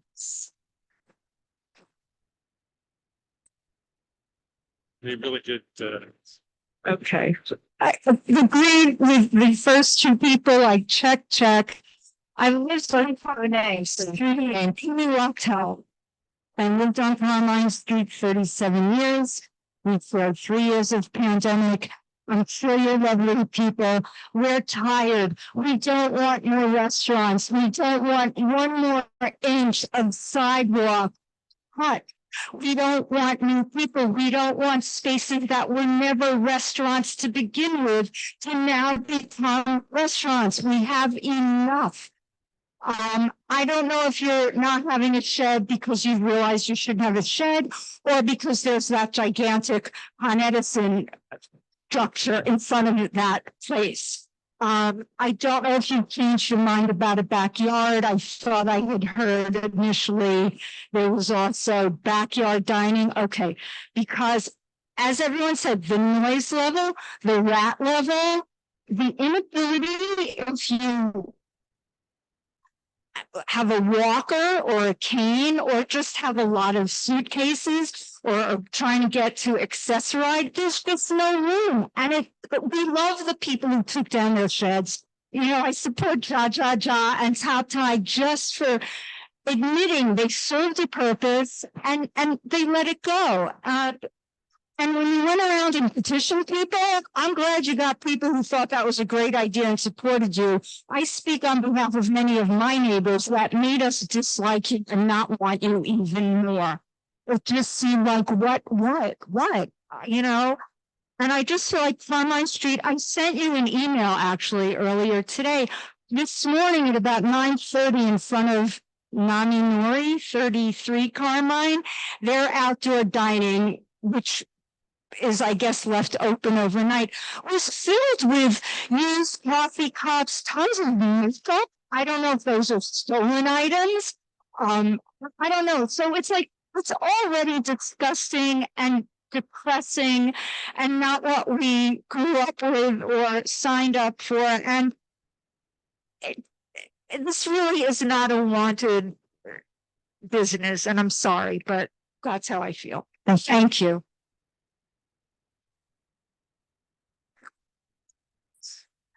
Hi, my name is Matt Applegate. I'll bring a slightly different perspective because I've lived on Carmine Street for 6 going on 7 years, moved in 2017.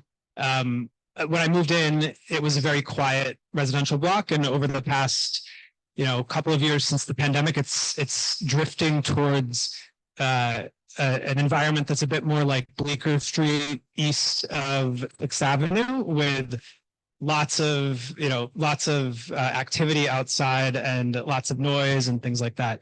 I want to echo the comment that the first speaker made. Trying to walk past 33 Carmine, there's times when you can't walk past because the umbrellas are basically taking up the whole block. They've got bar carts out there. They've got people, hostess, restaurants, things like that. And then to echo the second speaker, in terms of the noise level, sometimes I take my trash out behind 39 Carmine, and you walk through the lobby of is it 39 or 41, and you could hear the vibrations and the music from Urban Vegan Kitchen, which is the restaurant you were referring to. So those are a couple of points in relation to this specific application. I'd be interested to learn more about how they surveyed restaurant, or excuse me, how they surveyed residents, because I live 2 doors down and never received any notification of being surveyed. So I'd love to learn a little bit more about the survey methodology and how those participants were selected. I have another point, which is basically just, I wanted to bring some data to the point that you brought up earlier around the hours of operation. So if we're just looking at the block of Carmine Street between Bleecker Street and Bedford Street, I have a list of restaurants slash bars, however we want to characterize them, on that block. None of those restaurants closed or bars closed after 11 p.m. Sunday through Thursday. There is one establishment that closes at 1 a.m. on Friday and Saturday, but it doesn't have a liquor license. It's a wine bar.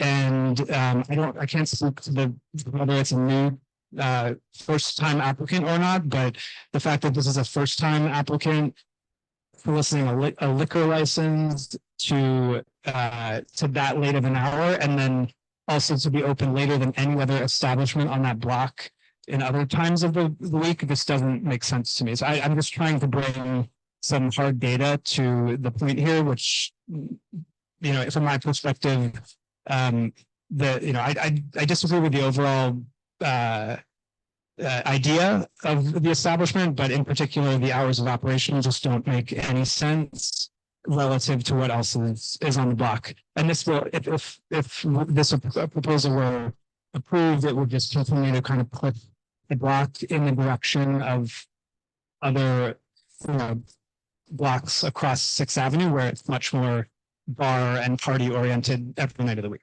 Thank you. Thank you. Thank you for the data.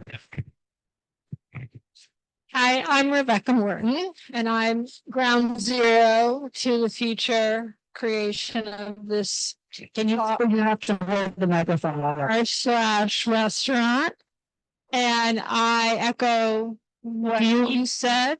Are you next door? Is that next door? And I too have signatures of people that live along Carmine Street. They are against the creation of this bar. So I will hand these to you. Great. And yeah, the headlines for me are the hours are a total deal breaker, because just because your last cocktail is served at 1, people won't exit until 2, if not later.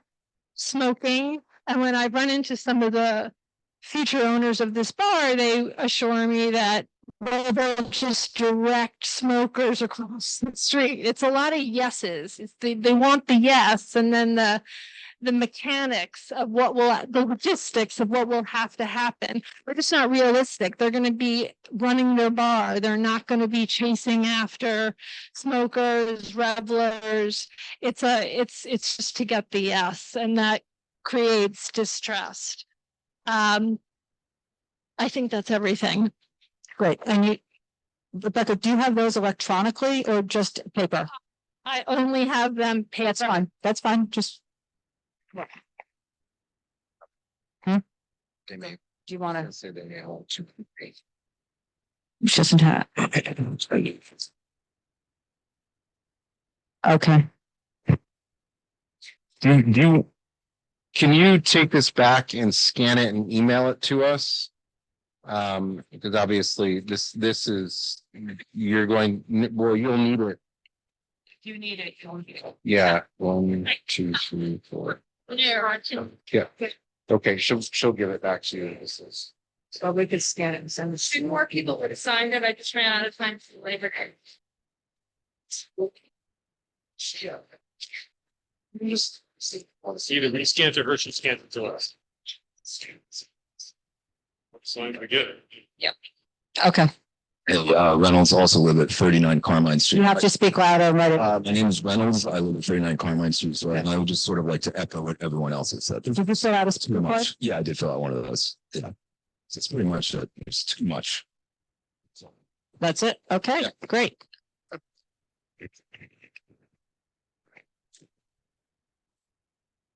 Let's put this in here. Hi, my name is David Gruber. I speak here tonight What is a member of CB2 that is president of the Carmine St Association.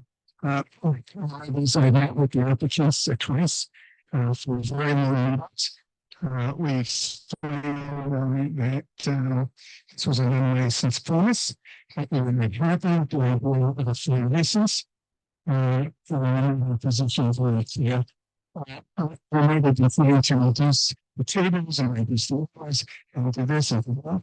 But it's a very clever application for it's just to speak on the issue. And if it's able to, as they told us, that to measure 270 feet from the restaurant to the door of the church. As you have to survey some of the doors and lights. Church 4 feet, it's 7 feet shorter. I don't know what they're talking about. It's still 200 feet. So that's the one that is 207 was the initial application. They said that they stood before Union Street and they got 20, 40, 50 applications. Into an open, right? Of course, if you look at the sign that said it was a wine bar restaurant, I think plus the James was to neighbors who have just all testified here. I forgot to get 150 signatures for experience what they wanted, which was a 3 standard. So that's what they need. It's a bar. It has nothing to do with and certainly, the stretching of the imagination. It's something I actually can't make it to artists just was to see that. And I found that this was listening. I just want to say further that regarding this is in our zone. So it's regardless of what the reason is, residences, so it's those people who can have gained for commercial spaces, cannot move forward. The commercial owners necessarily not for to residential uses. I think this table is what, 6 feet? So you're talking about half the 4 foot, 4 feet, if you're as you point out, 6 times smoking, watching the glass. Fifth for the restaurant that's the food that's our close space. Well, it's just not legitimate to have a table so close to a residential area. He knew this, and he told us that it wasn't about doing it. It's so like, this is a good thing. You can have an rules and dare information about the thing and touch. He said, anyway, they said to us, we came to a restaurant with the price that they're charging us. So we told us, at least, so I went to Pennsylvania, just to look on this at this restaurant, but we got a cheaper. Place, but you have to look at here, likewise, the regulations are. He's out of the restaurant, he's out of order. The association has 4 images, the full instance here. And furthermore, 4 other black associations, which we have letters for, that's the Central Village Black Association. That's even in this version of association with climate agencies. So I leave this the hours are making a big concession in the climate club. It's not have time was this close to seeing this video. It's just not emotional. So I leave it to the chairman board to do it. And thank you very much for hearing out. Thank you. Any questions? No? Okay, thank you. Thanks. I'm just here to say I'm with one of the 4 groups that also talked with them, West Village residents and us too. We agree with it, with the residents, the neighbors and the block association. Thank you. Thank you. And you submitted a letter as well. Okay, I think that does it. Go ahead. Mom, back up.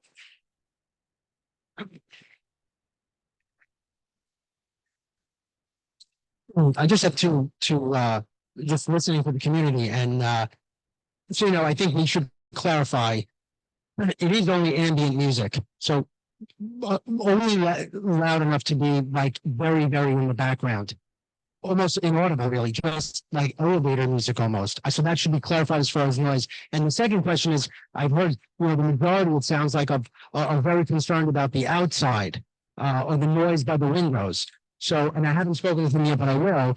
But if we removed the outdoor completely and agreed to not put any sidewalk cafe, would that be enough to allow us to operate inside under the reduced hours we've proposed? That would give us some, those hours would give us some ability to stay open to serve patrons, and it would also give the community no shed, no outdoor seating at all near the windows, and just completely you have a clear street in front of 37 Carmine.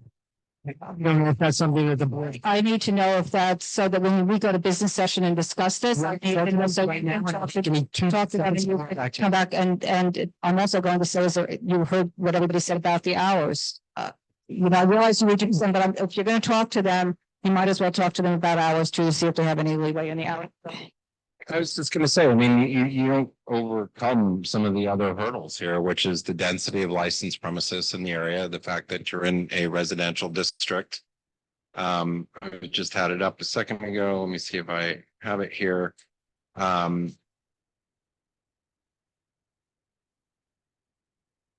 It's here. So. I mean, I think we'll address those at the SLA if we have to. I mean, if we don't get approval, we'll have to address them. Obviously, we think it's.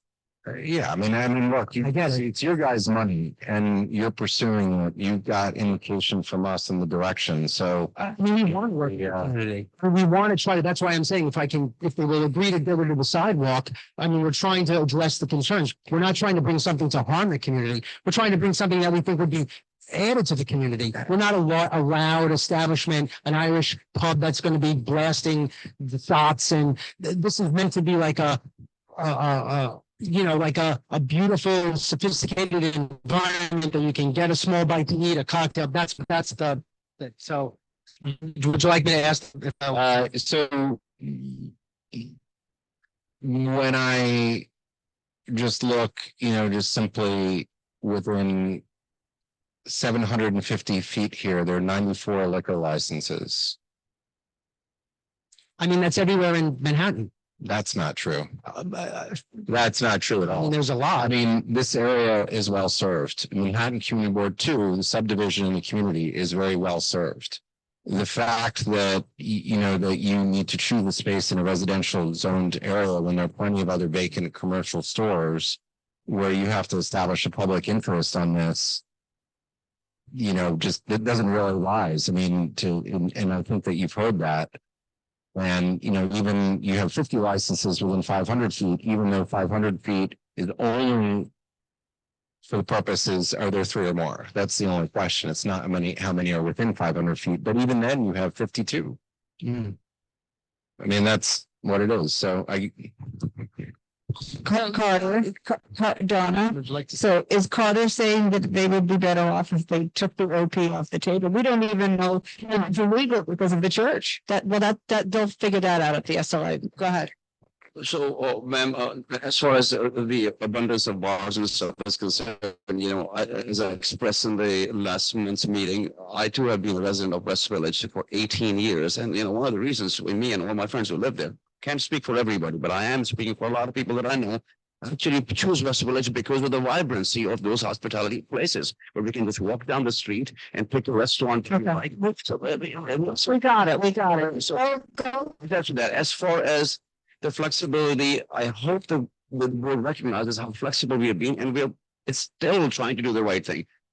So to that point, why don't you go talk and see what you're gonna do with the outside, the windows and the hours and just. Position, I can tell you that right now. So, I mean, after hearing the neighbors, yes, we'll even sacrifice all of outdoors. So take that completely off the table, but. So the outdoors you're taking off the table. We'll do that too. I mean, but please do allow us, some way to survive there. And all we're asking for is 3 hours over the extra hours over the weekend, 1 extra hour on Thursday, Friday, and Saturday. So 1 a.m. Thursday, Friday, Saturday, 12 a.m.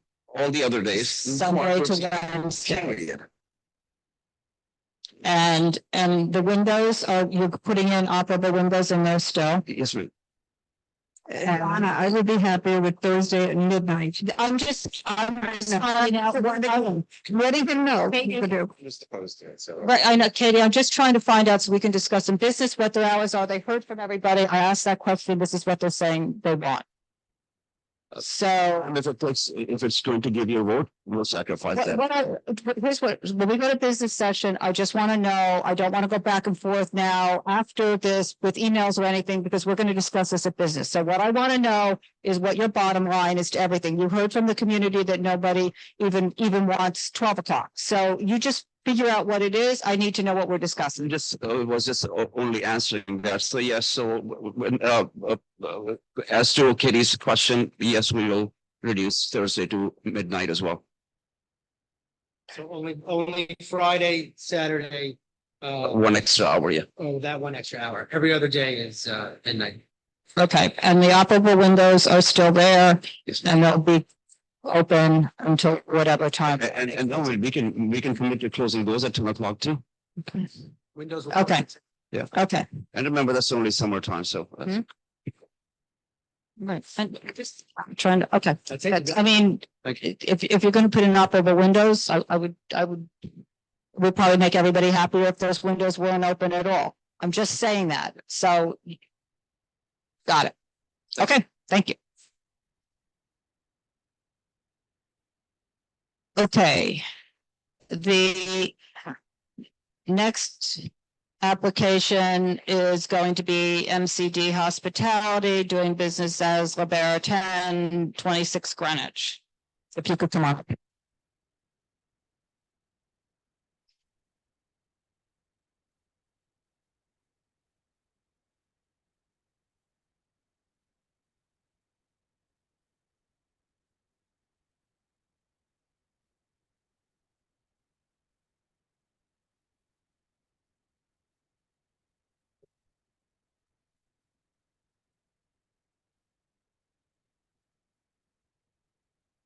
This application is I'm sorry. Thanks. My name is Son Slay. I'm here on behalf of the applicant. This is an application to add a Sidewalk Cafe that was granted under the City Streets program. There are 8 tables and 18 seats on Greenwich Avenue.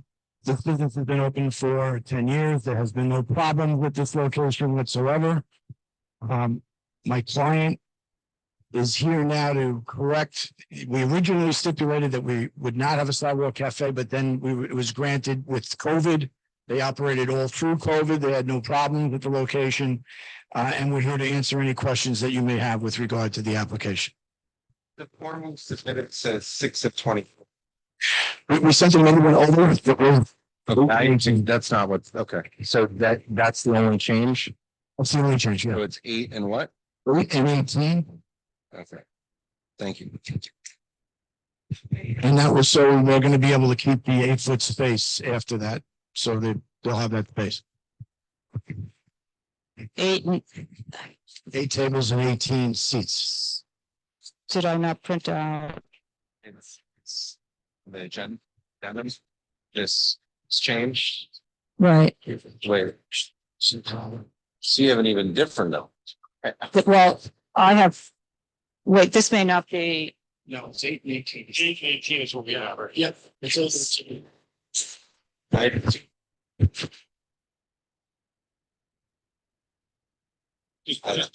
super clear. It said 6 and 24. Right.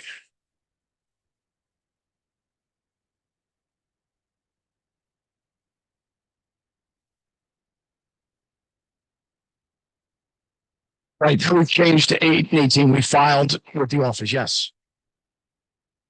Other than the diagram that Donna has in there.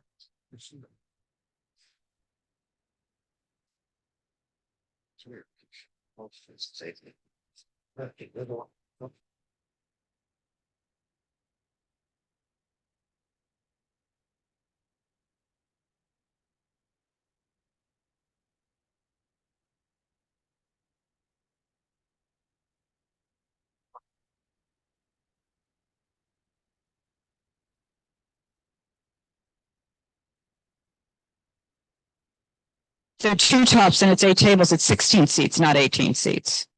Like one and two. If against the do the last ones. These things, if this is against the other, that gets turned to 3. Okay. Okay.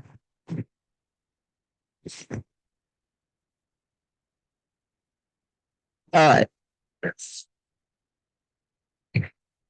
They're here because they had a stipulation saying that they would not have any outside seating, so they're here. Why are you here? Yeah, can you just explain why the application, is it because the prior stipulations Yes. did not allow anything outside? So the prior stipulation said there would be no side cafe at this time. What happened was subsequent COVID came. They were allowed to use the Sidewalk Cafe. COVID has just ended recently 2 months ago. The protocols ended. But they're permitted to have it under the city streets program, but according to the SLA, we have to come back here and file to now add it to our method of operation. So that is why we're here. But when I read the stipulation, it actually says that you're supposed to come back to the community board if they're going to do it, right? That's what it says. It says if we're going to make a change outside and have a sidewalk cafe, we need to come back to the community board, give notice, and as was always the case back in 2017. I have, hold on. Yeah. I have the stip of the pack. Yeah, no, I read it. So it's time. This is in the Yeah, I'm reading the resolution. If the resolution says, but okay. Yeah, I was reading the resolution, you're reading the actual stipulations. Got it. Thank you.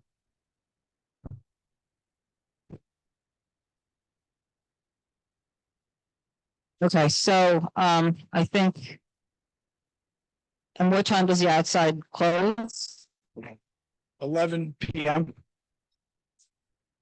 Is that 7 days a week? Yes, it is. Okay, and just so I'm clear, the inside hours are? The inside hours are pursuant to the stip, 12 a.m. closing on Sunday through Thursday with 1 a.m. on Friday and Saturday. Okay. Go ahead, Bob. Yeah, Terry, so there's been outdoor seating here for a long time. So what triggered it? The fact that COVID ended 2 months ago, like the official COVID emergency order or something. Okay. Right. So once that order ended, technically now they'd have to come back to you, and the SLA has asked them to come back to you on this issue. They realized it, and that's why they're here. Can I clarify it? Can I clarify? Yeah, go ahead. So we did this when we. Please, I'm going to ask everybody again, please make sure you speak into the microphone so that everybody can hear you. When COVID first hit, I don't know if you ever, you probably know, you go on the city website, you fill it out. No. I did the same thing again in the spring, there was no issues. And then I received an email saying that since I had stipulation saying I had no outdoor seating, I had to go back to the community board and ask for it. But we received that like 5 weeks ago, 6 weeks ago. That's why the email came from the state or it came from no, so there was a city. There was a violation that was issued because we didn't come back to the community board, which I didn't even know. I mean, I filled out the thing. The violation came from the state liquor authority. Liquor authority. Okay. Yeah. That's that was like 6 weeks ago. Okay. I think I think what I'm gonna do is just go to the community. Right, go ahead, Katie.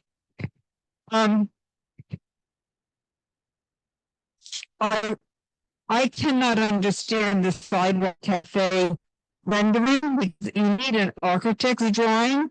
I tried to figure out with a ruler, and it was off. And I don't understand how you're fitting all those tables in. And you need a much better drawing for us to understand. We can submit you a big. Yeah, you need something much better. It's too hard for us to discuss this without having, to know how it's going to fit, but. Okay. They'll put the matter over to get you an architect's drawing if you wish. Did you have anything else or? Just get back to the notice that you got from the state liquor board. That was a violation. Do you have some sort of hearing? Do you have to appear in front of them? Do you have? No, the procedure is that can be resolved at the time by what's known as an offer of compromise. Gotcha. So they directed we come back to the community board with the idea that when if there's discipline, it would be compromised, resolved with some sort of stipulation or agreement. Oh, no. They will not make whatever happens here part of the proceedings there. They can't. It's not part of the record. What we would do is resolve those charges with an offer of compromise, and then we would file this application with them after we've been here to you. Right. But you could use the stipulation. I mean, it may not be part of the record, but you could submit this to the record. At least in terms of, right? I've already spoke with them about the offer of compromise, and they haven't asked for it. They just simply asked, "Are you going back to the community board?" I said, "Yes, yeah." Okay. They didn't ask for any evidence I've been here or anything else like that. And you gave us a 30-day notice for this. Yes, absolutely. Okay, got it. All right. So does that mean that you're not using it now, the outside seating for alcohol? Yeah. They had reservations through this weekend. After this weekend, they're stopping the use. So they're still using it? Yep, they're stopping after this weekend because they've had reservations. Okay. All right, I'm gonna go. Anybody, I know I have a bunch of people, Bob, do you have the things, here from the public? Why don't you just come up and, just do me one favor, just try to be succinct or not repeat or say whatever you can do to help that along. I appreciate, I don't want to cut anybody off, so go ahead and, okay, give me your name first. I'm Robin Felcher, I live at 33 Greenwich Avenue. I'm also representing the West 10th Street and Greenwich Avenue. Robin, I hate to say it, but microphone, you need to get that microphone. Right in your face. I'm Robin Felcher. I represent the West 10th Street and Greenwich Avenue neighbors, and we object to the Baratin's request for a change in its method of operation to allow it to place 8 tables and 18 chairs on the sidewalk and serve alcohol outdoors. As the committee is aware, at least a dozen of our neighbors who live close to or on the block face between West 10th Street and Charles Street on Greenwich Avenue have also requested a denial of the change in method of operation. In the last 3 years, the Baratin has continuously violated its liquor license by serving alcohol to its patrons occupying their Sidewalk Cafe. A Sidewalk Cafe, for that matter, that consumes almost the entirety of its 14.2 feet of sidewalk because of its enormous curbside seating, which the temporary open restaurant program citing regulation. Robin, so when you put out some numbers and I didn't hear what those numbers were. So data is 14.2 feet in width from the front of the restaurant to the curbside. And they have an enormous sidewalk cafe, which extends to the curbside. Yeah. Yep. And they've been serving alcohol to its patrons there for the last 3 years. Since the opening of the restaurant, residents have reported microphone. Residents have What? Wait, it's not, did the button get hit? multiple quality of life problems, by not complying with some of its beer and wine and liquor license stipulations that I personally negotiated with Baratin in 2012. It's beyond disappointing, and you see some of those problems documented in dozen emails that were sent to Community Board 2. Some of these stipulations were designed to protect our neighbors. They didn't install a double door vestibule. They do not play quiet ambient recorded background music inside, and they don't often close the front doors so that its music is audible by other residents. Moreover, they do not manage the crowds of patrons that are outside the restaurant. Baratin's view of its right to use the public sidewalk is demonstrated in this photo of its historical placement of television outdoors during the US Open. Despite receiving multiple cease and desist orders from DOT, Baratin's outdoor dining setup continues to this day to create a choke point for pedestrians who walk in front of the restaurant. Here's another photo. Simply put, there is not enough unobstructed sidewalk space in front of the Baratin. It routinely opens its sidewalk cellar door. There's a fire hydrant on the curbside, and there are other sidewalk obstructions that do not allow enough space for 8 tables and 18 chairs, and the simultaneous provision of 8 feet for pedestrian egress and 3 feet for a service aisle. Respectfully, I will ask the community board to deny this request for a change in its method of operation. It's well documented. It's been sent to NYPD, DOT's Commissioner Eric Botcher, and the New York State Liquor Authority. One of the reasons that Baratin was notified was that he protested via emails when its SLA license was actually renewed, pointing out that they did not have a permission to serve alcohol outside. That's why you were notified. Let me just ask a question. What are the dates on the photographs? Do we know the dates?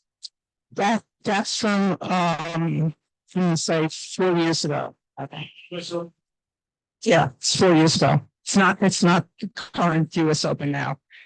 It was isolated. No, it demonstrates a disregard for protecting neighbors from noise. They use the sidewalk as public space. That's from 4 years ago. That's Excuse me, questionnaire that was submitted has their own pictures. no. I'm just asking, what is the date of this picture in front of us? These two pictures. I'll get it to you. It's all. A lot of most of the other photos that I've emailed directly. Yeah. I stamp on. So I think that's why I'm just. I will get you the date about it. Okay, all right. Hello. I think it's minimizing what has happened here by saying that it was these stipulations in the resolution that prohibited Baratin from having any outdoor service of alcohol since at least 2017. This was based on the SLA LAMP website. This was on their license. It was a condition of their license. What was the condition? That they would have no outdoor service. Yeah. No outdoor service. A condition of the license. What that means to me is today, when they're serving liquor on the sidewalk, it's a criminal offense. It's a misdemeanor. They are serving alcohol without an appropriate license. When was this that It was very recent. very recent? June. Robin, when was the renewal that that caused the writing? Thank you. So it's wonderful to say they're going to stop doing it next week, but they are currently committing a misdemeanor now. And incredibly, they include the evidence of this misdemeanor on their 30-day notice. The pictures that they took, forget that the neighbors took, all show the service of alcohol on the sidewalk. And more specifically, and the thing that is just mind-boggling to me is the number that they think they're entitled to.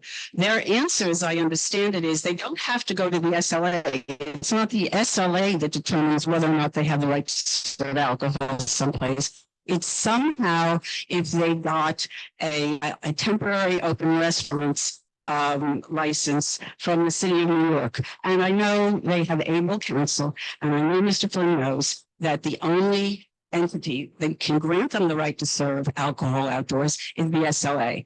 Now, part of their excuse, and I'd like to hand this out, is that they have a permit with TORP. And as we have heard, and the way tell us what TORP is the Temporary Open Restaurants Program.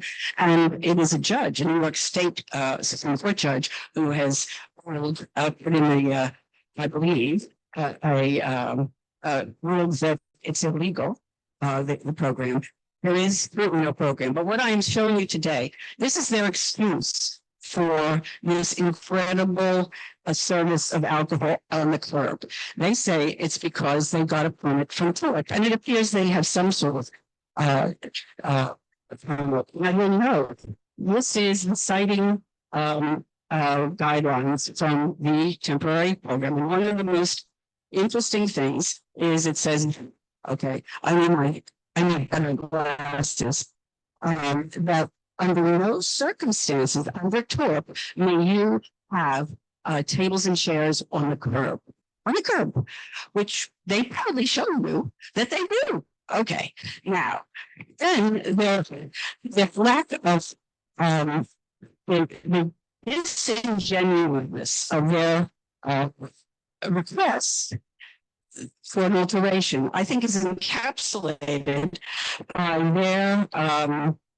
their diagram of where they're going to put all these chairs and tables.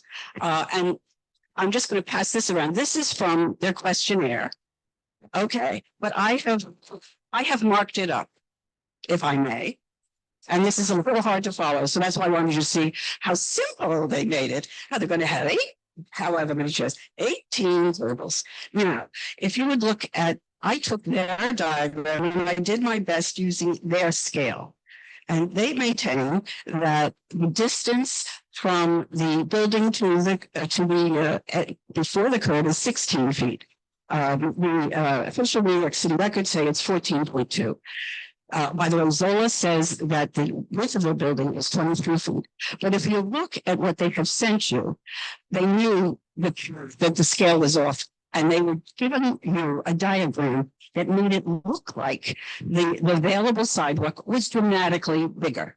And you can tell because they left the line off here. So I took their scale, and you just, this is with my marker.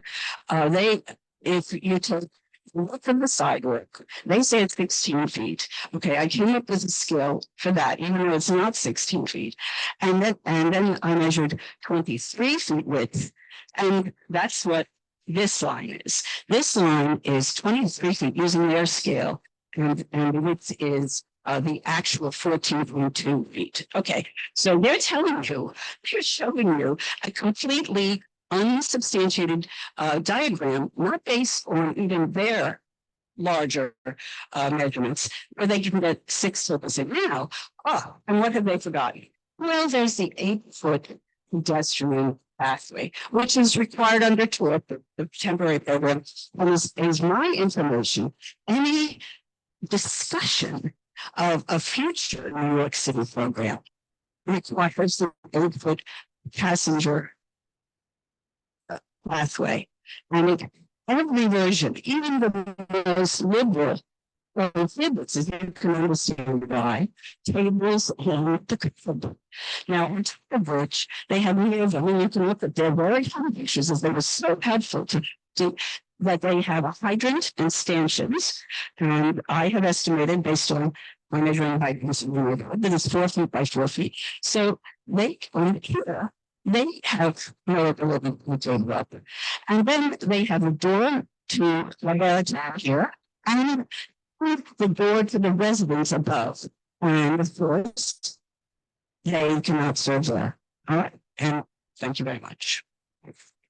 So Zola says it's 14.2. Right. I'm looking at the borough president's maps. And one end of the block, which is a very long block, is 16 feet wide sidewalk. The other is 18 feet and then terminates, I guess, where Rosemary's is about 15 feet. Did anybody just actually measure it? Well, it seems that they did when they applied for their TORP permit. Because the New York City Open portal, which has information about the sidewalk that is covered by their permit, shows 14 feet.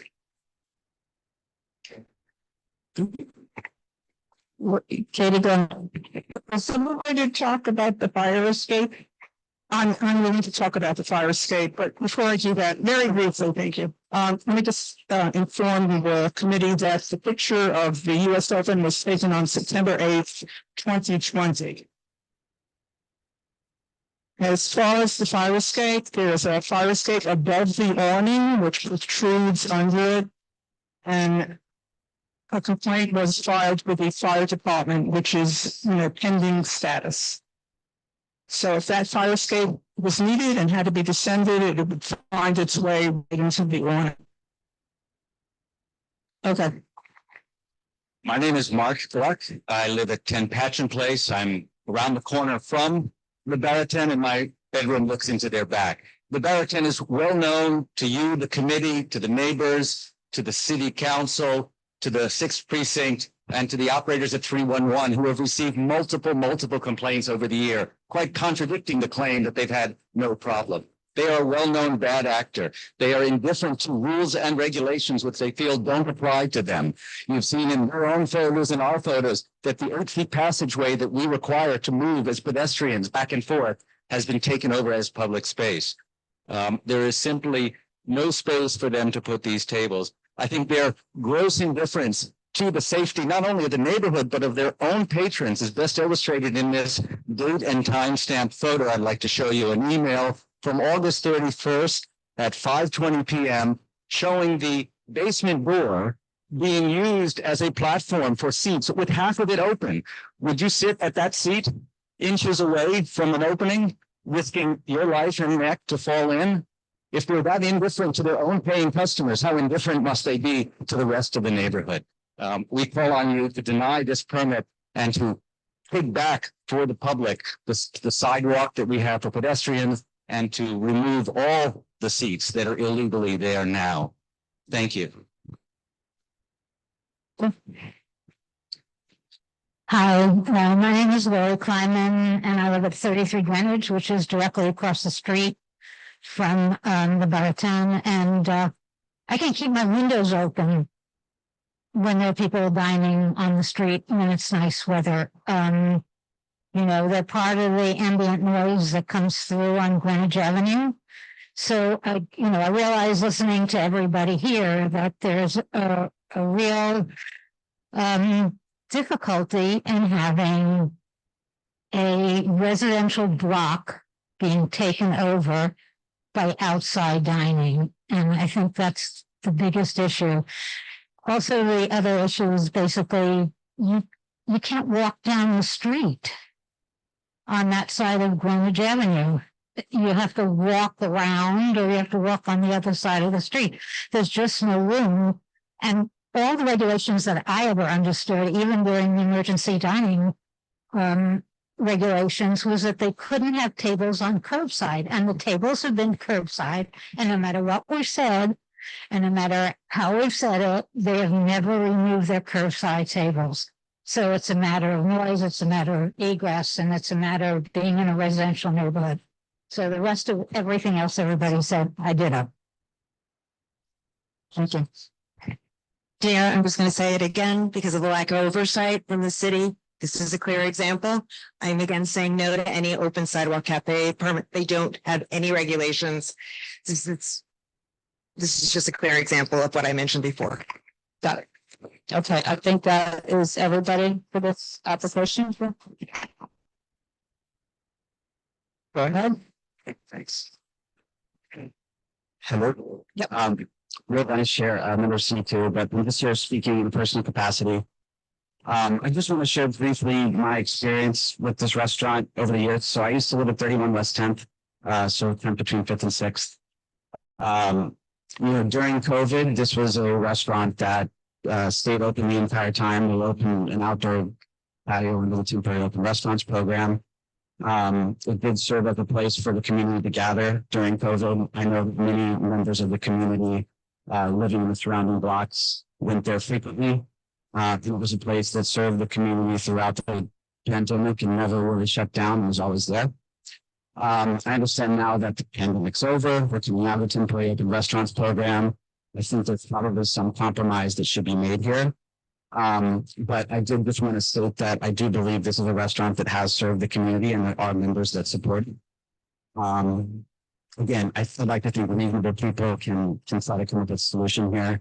I do know many people that also live in the area that have, put in noise complaints, and I understand that. But there are also a contingent of people in the neighborhood that I do think feel that, this restaurant has served as a community gathering place. So I just wanted to say that that's a purely personal view of my experience. So thank you. Thank you. Question, what kind of things would be a reasonable compromise? And what are the parameters within that? Yeah, sure. I mean, it's not necessarily for me to decide, but maybe taking some of the tables off the curb to allow for a better egress, something like that. But I leave it to you. Yeah, I'm just curious since you said it. Yeah, no, that's one thought. So thank you. Yep. Thanks. I think I have a solution to this whole thing. Tomorrow, we are withdrawing all the tables and chairs. We are withdrawing this application and withdrawing our notice to the community board for the filing. After what we've just heard here today, okay? So everything is withdrawn. We're withdrawing it. Right, but if I withdraw the whole application, everything else, yes, no, I understand. Yep, I understand. And we'll withdraw the 30-day notice is withdrawn as well. And all tables and chairs will be removed tomorrow. Okay? That's what it'll be. Thank you for listening to us, and I appreciate it. Wait, Katie, go ahead. And whose responsibility is the fire escape issue? The fire escape, whose responsibility is? Fire escape, I never heard of. They're gonna check that right now with the awning that they have and see what the issue is and who's responsible, whether it's the landlord or not. Okay. How can we get a report on it? That seems to be very important. Because the awning prevents the fire escape ladder from going down. So if someone goes onto the fire escape and just tries to get the ladder down to the ground, they're stuck on the awning. Okay, no, we put the awning back. We put, hello, all right. That, FDNY, the firehouse from the street was, maybe last week or 10 days ago around there. And just asked us to pull back the awning to where the ladder could drop. Like literally, we have an awning that's retractable and the awning's pulled back to the level where the ladder just drops. That's the best. Would your attorney be willing to send us a picture? I said, I could, we're like the contact. I mean, Well, we through the application. It's a matter of working with the board. Yeah, absolutely. Send you a picture of it. Thank you very much. We'll also send you a picture of all the tables and chairs removed tomorrow. Okay? Appreciate it very much. Thank you.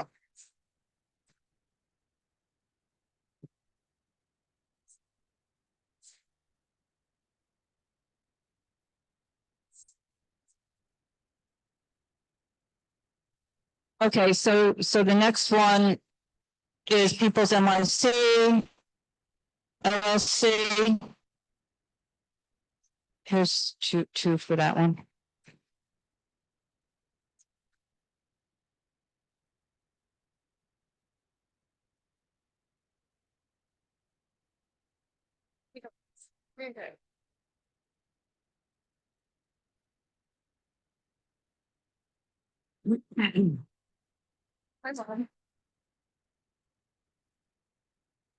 Thanks.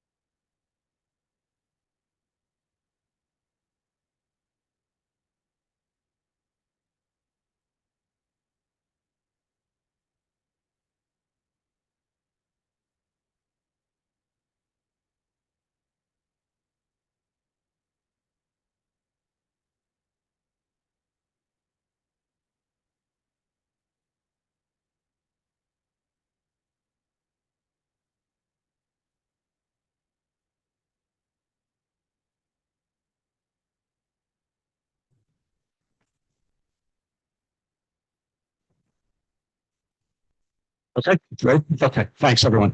Donald Bernstein on behalf of the applicant, and with me is Emmett McDermott and Margot Howard King, who are the two principals of the applicant.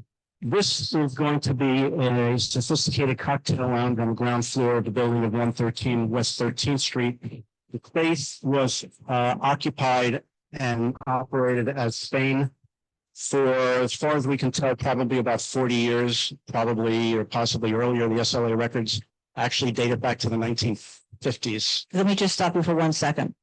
I don't have her name on here as a principal. I don't know why I was left off. I'll give it to you. Okay, Yeah. just like, She's a principal. Okay. We'll give that to you. Thank Spain, the owners of Spain who operated a restaurant, although I understand that it's sort of changed over the years, especially recently, also own the building at 113 West 13th Street. And in 2021, they closed the restaurant and sold the building to the current property owner and landlord. Once the new owner acquired the building, they were seeking out another food and beverage operator, restaurateur, to take over that space, given the fact that the C of O permits it to be operated as a restaurant, and it had been a restaurant for about 40 years. I am told that there was some difficulty finding a certain type of restaurateur, given the nature of the space.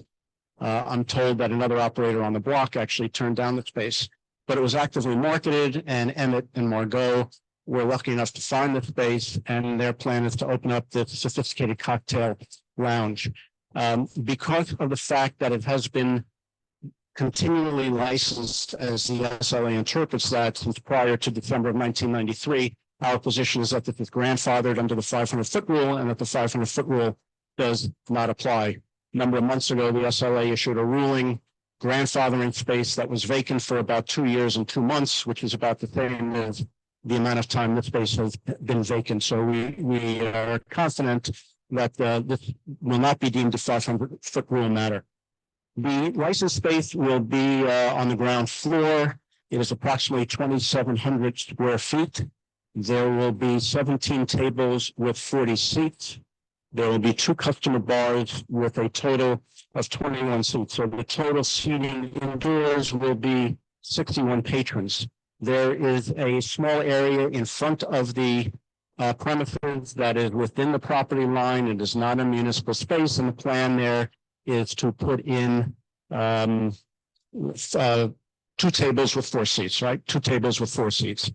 The hours will be until from 11 a.m. until 2 a.m. indoors. The outdoor seating we would clear by 10 p.m. With respect to the music program, it will be background music principally. We check DJ because the intent is to have a live music program where DJ is a bit of a misnomer. There's no platform, there's no stage, there's no DJ booth. It is not going to be using outside DJs to attract customers. It is not an entertainment-driven venue. In fact, it is chef-driven, though the menu is still in development. They are working with Angie Marr, who owns the restaurant on 12th Street. She's a well-known chef, and they are still developing their menu.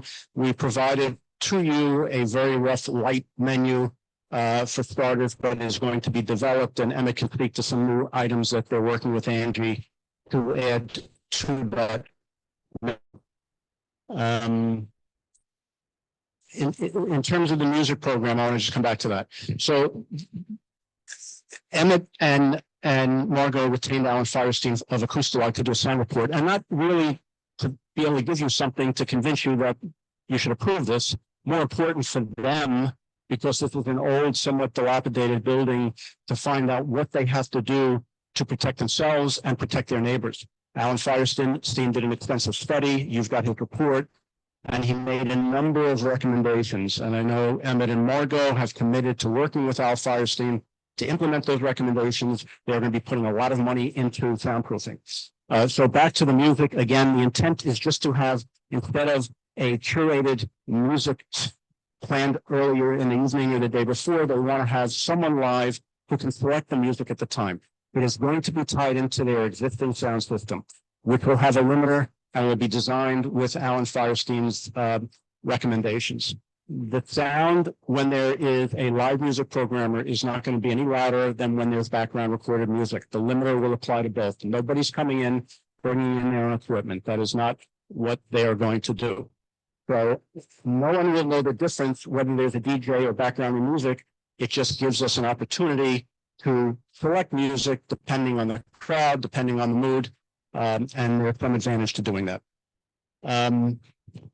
I think the last thing I want to say before I turn it over to Emmett is that he's done a lot of outreach. He spent a lot of time on the block. We've got 10 letters in support that's attached to what you're looking at. Danny Meyer wrote a letter in support. Angie Mara, of course. It includes a letter from Tara Grable, who is the president of the board of the Village Muse at 141 West 13th Street, has submitted a letter in support. We've given you petitions with, by my count, over 100 signatures. 70 of them are from West 13th Street, including buildings at 27, 60, 65, 105, 111, 117, 123, 139, 145, 175, 203, 209, 222, and 241. In addition to the 3 supporters that we have here who all live on 13th Street. And I think that's all I want to say for now. And let me turn it over to Emmett. Thank you, Donald.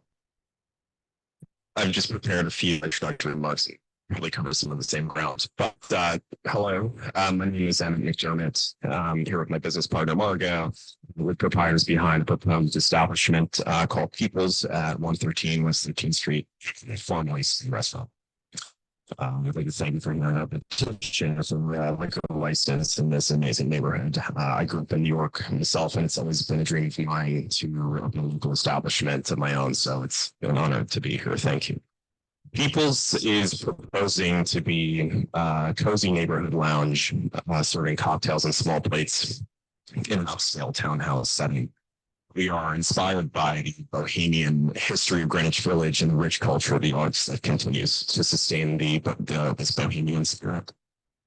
To do the build out, we've hired the firm Workstead, preeminent designers behind locations like the Live Hotel in Williamsburg, La Rock Brasserie and Jupiter Restaurant in Rockefeller Plaza, and French Chef Bakery in Tribeca. With their help, we hope to honor the legacy of St. Restaurant by renovating its former home, which has unfortunately fallen into massive disrepair, catering to very similar hospitality needs in the area. As one former Spain regular described to me, charming, watering hole with delicious fights and even better company than you might run into. Our business is also modeled after Spain Restaurant, which operated primarily in small plates tapas bar supported by drink sales. Those hours are 11 a.m. 2 a.m. daily with background music only. We've requested permission to employ a DJ as a background individual whose sole responsibility would be to make our music selections for us. This person is not a performer or an attraction. He or she will be using our sound system only. This will be in accordance with soundboard guidelines provided by Alan Firestein. Additionally, planning to invest heavily in soundproofing space for Alan's guidelines to make sure we don't disturb the neighborhood in any way. To be clear, we intend for the music to be background and atmospheric only. We do not have plans for DJ booths or music in any way be primary attraction. People's is not a music venue, it is not a social club, it's not a members club. We are like any small business. We will be relying heavily on reservations, which will have the added benefit of avoiding access crowding around the establishment. We'll also be employing a front of house concierge to make sure there's absolutely no gathering or monitoring outside. We want people to be a place where locals can come and hear each other speak, to have conversations with pleasant music at hours before and after dinner, when these increasingly rare moments in life are most cherished. Martin, looking forward to ensuring People's becomes a beloved local destination, and we look forward to loyally serving the neighborhood for many years to come. Thank you.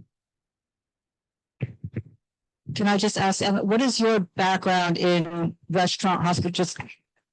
Yeah, so this is our first venture. We actually both come from the hospitality families, so we grew up surrounded by the business.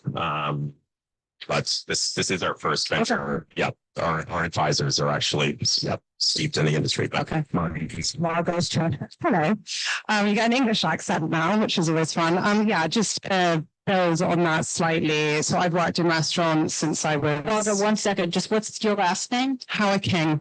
How are you? Hauer. And I've worked in restaurants since I was 16 years old. Actually, probably since I was 12 years old in the kitchen, which horrified my dad at the time. But he ran restaurants across London, very well regarded, the Wolseley, the Ivy, the Capri's.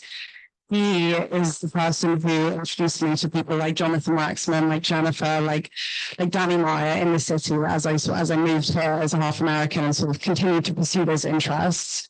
My current sort of 9 to 5, so to speak, is in brand and community building. It is something I'm deeply invested in and committed to. And I think bringing that lens, that understanding of how do you create something that people want to be a part of, something that does not being able to marry that into direct hospitality experience, that's why we feel have a license to give this a shot.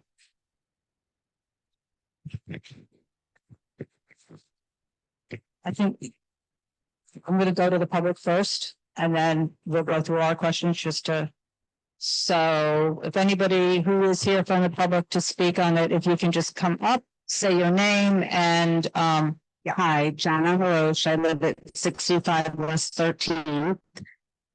And I was very excited when I walked up and just standing outside. I'd be walking my dog every day, and I thought, who is that? Because I was on the other side, and he told me about the restaurant, the petition, and that place is a disaster. My husband and I, and you could look at the records, have called 311 from that spot because it is disgusting. People throw garbage, rats, and it makes the neighborhood depressing. Like I won't even walk on that side of the street. So over the years, and when I went home, I told my husband, who was also born and raised in New York City, and it's decrepit, disgusting. Anyway, it will lift the neighborhood. I knew when I met them, I researched a little bit about who they were, and I just know they are very elegant, sophisticated, well-educated, classy people. It's going to be a very, very nice high-end bar, not bar at all, like high-end loungy kind of. And I have children that are in their almost 30s who went to Barnard and NYU who will love to be able to go to a place like this. They don't belong, they can't get into clubs, they might not be able to afford different ways, but to have this in the neighborhood, which we really don't have anything like this, would be really, I would be so grateful to welcome them, and that's it. Thank you so much. Thank you. Because that's Tara or? Hello, I'm Tara Grable, and so I did submit a letter of support, and I don't want to duplicate too much of that, but one of the things I wanted to acknowledge is the challenges in some of the other neighborhoods we heard about with post-pandemic. Our block experienced a different version of that with we lost restaurants and bars. We've had empty vacant commercial space, and it has been one of the biggest challenges for our neighborhood. It's the safety issues. My son gets the bus in the morning at 6:45 a.m., a DOE bus, and it's like the Walking Dead on our block. And a big part of that has been these vacant spaces, including Spain, that was a virtual garbage pile. And then at 3:00 on Tuesday afternoon of this week, a man was shooting drugs into his arms. And then later when I walked by, there was human waste in the doorway. So when I met Emmett, when he was soliciting support for their license, and heard about what he and Margot wanted to bring into the neighborhood, I was extremely supportive. I was excited. It fits so well with the restaurants that are currently there. I spoke to people in my building, and I moved into the neighborhood 20 years ago, and I've lived in my building for 10 years.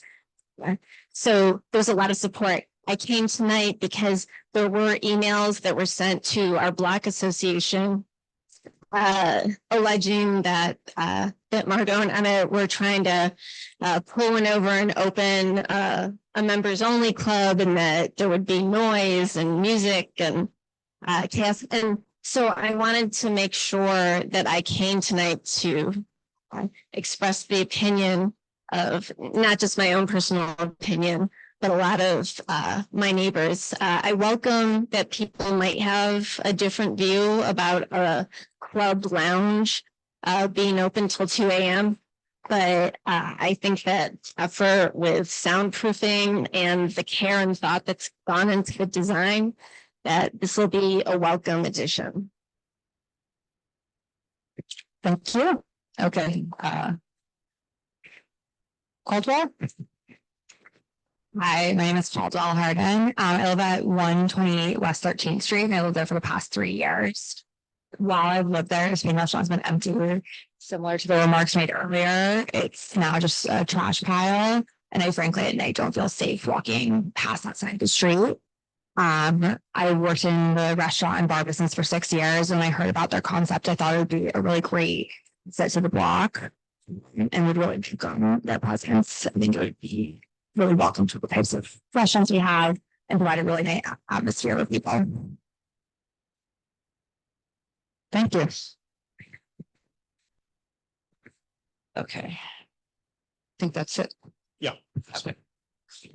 Is there, if you, I do have comments and a question. okay. Hi, everybody. I live at 105, 2 doors down. I do welcome that somebody is coming into that space that restaurant space that was formerly Spain. It's been empty for too long. I do not have an issue with it being a lounge. It is a good thing if you're going to put a lounge in. The idea that it being below ground level is actually a plus. My concern actually was with what I saw on the application, the outdoor seating, which I need more explanation of. There is space, while there is space for seating within the property line, that's not my concern. My concern is with the seating that is supposed to be outside of the property line. That is the spot on the block, on that side of the block, which naturally bottlenecks. It is very narrow. If you look at it on Google Maps, you can see that the sidewalk itself is only 4 feet or something. And that even where it juts out, you've got between a tree planter and then the base of the awning. I do not see how you're going to get outdoor seating. The seating, by the way, would have to be like at curb. There was no possibility for seating up against the building. The sidewalk only widens when the next building starts. So I do not understand that aspect of the application. Okay. Wait, no. I can answer it. Yeah. Let us. Oh, I saw you finish. Oh, I'm sorry, I didn't mean to interrupt you. Okay. No, sorry, I just wanted to say we would withdraw that. We're withdrawing The sidewalk, see, if you want that down the road, we'll come back. Is that okay? But we would like the tables within the property line, but the sidewalk will take that out of our application. I didn't mean to cut you off, but I thought that would help. Instead of discussing it, thank you. Just, it didn't fit. I think it would be a problem. I mean, there does appear to be space within the property line now that they've cleaned out all that garbage. Probably is for a table or two. The block is, just so you know, it is a very quiet block. It has several restaurants, more upscale, a lot of, enjoyable. I would say every other establishment, however, is probably done with their outside service by about 11. So if you're going to do outside service, I think the appropriate time, there's not yours. I think you said 10 anyways. You said 10? Yeah, that would be. But Is this residentially zoned? Are there commercial overlays here? I didn't check the zoning. But if you just look at the whole book. Oh, no, it's okay. Yeah, check that. I was just going to address thank you for comment. Let's still keep this, guys. Susan, I mean, we're not addressing each other. She's right. Right, I mean, you're done, so we're done. Okay, thank you. Right, and we did this because they have to leave, so go ahead. Oh, I was just going to address the outdoor withdrawal and anything that is in line that we would shot earlier than the others in the street. But okay. The two seats on the sidewalk, or the two tables on the sidewalk. So we'll take those out, and if we want them down the road, after DOT comes up with their plan, we'll come back. No, there's the tables in the property lines. Within the property line, yeah. Yes, 2 tables, 2 small tables, so 4 seats, talking about 4 people, and we'll close that early.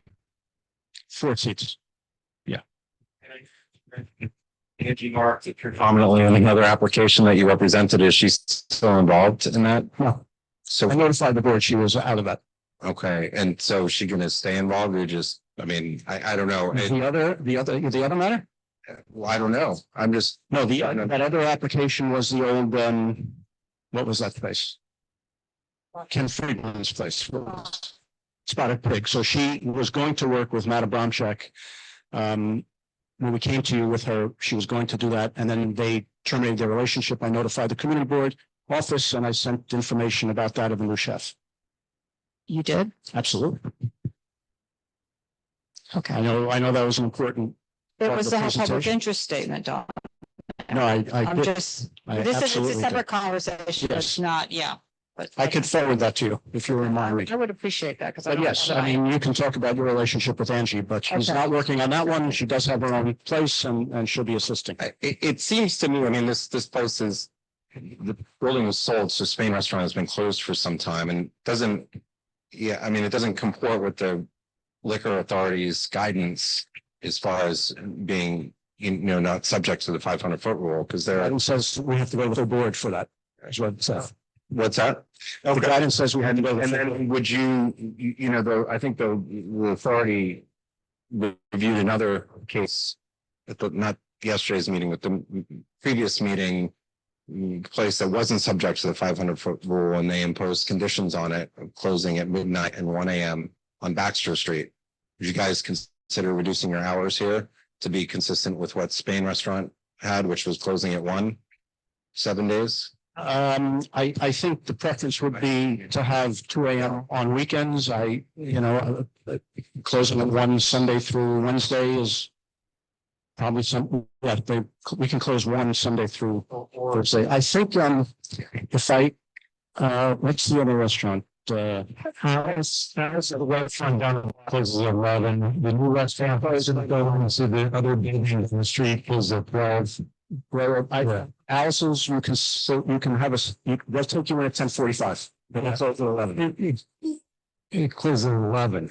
I spoke to them today. They don't. Well, they announced they publicize 11 p.m. closing. Yeah. Well, but when someone publicizes an 11, wait, let me finish. Okay. If someone publicizes an 11 p.m. closing, that means you can get in and be seated. Right, and you're going to be done by midnight. You're going to be done by midnight. Right. So Spain was closed at midnight as well. And the restaurant, the other new restaurant that's going into the building further down the corner is also closing at 12 o'clock. Check-ins have the 2 a.m. weekend close with your approval in 2021. So my question is, are there going to be stipulations here, or is your position going to be that your grandfathered and you're not going to? Especially the stipulation. Because the hours of operation, 2 a.m. at this location is very late. Okay, so I mean, I guess that's going to be the discussion here is the hours of operation. And, it's one thing to have, I mean, I think the other parts of the plan are very good, but 2 a.m. At a location where nobody else is 2 a.m. on the entire block. Chickies has 2 a.m. on weekends. Look at your stipulation from July of 2021. What, one out of how many places? I think only 3 on the block. That's the one on the corner. This is mid-block, okay? I'm just saying, 2 AM is awful late. It's later than it was before. So. Authorities' decision, I mean, they took exactly the case of Baxter Street, soundproofing, why do you have soundproofing? It's SBJ, they produced that application to midnight and 1. So that was what. Just the thing. Look, every application is on its own. The soundproofing is just the building is not in very good condition.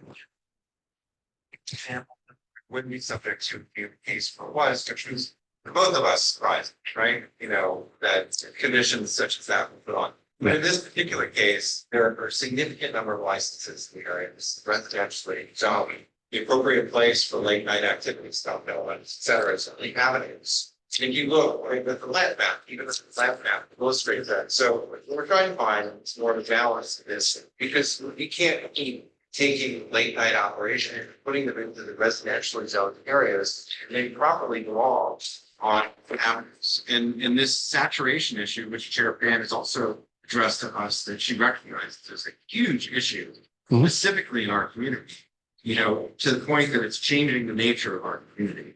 And this is the type of thing where the hours are the main driver. Right. Well, hours are always the main issue, but I would also point out that we've got a petition signed by over 70 people on the block, which specifically says 2 AM. We have letters from when I say about 10 letters from people specifically refers to 2 AM. We have 3 residents who live on the block. None of them have any objection to this. So I think that we would compromise to do the 1 AM Sunday through what day? Wednesday. It's not a popularity contest. It's not a popularity contest, but the opinion of the residents is important, and you know, we can't discount the petitions and the letters of people that are speaking and supporting the hours. It's not a vote. Too much. When it's anything after 2 AM is too much. When it's too many licenses. This place has been licensed for 40 years. So I just want to say that Cheese is 12 o'clock Sunday to Thursday and 2 o'clock Friday. Correct. That's correct. So they do, you know, it's earlier during the week, and I don't know. Is that the one in the corner? That's the one in That came here. That was the old. What was it? Was one of my favorite places. Yeah, I mean, what about 12 and 2? 12 Sunday to Wednesday. Thursday. Sunday to Thursday, 2 Friday and Saturday. And this is the place on the corner. This is the place in the corner. It's what was it? It used to be Cafe Loop. It's the old Cafe Loop place that was so charming. Okay, I got a deal for you. We'll do 12 Sunday through Wednesday. We'll do 1, I'm sorry, Sunday through Wednesday, yes. We'll do 1 on Thursday and 2 Friday, Saturday.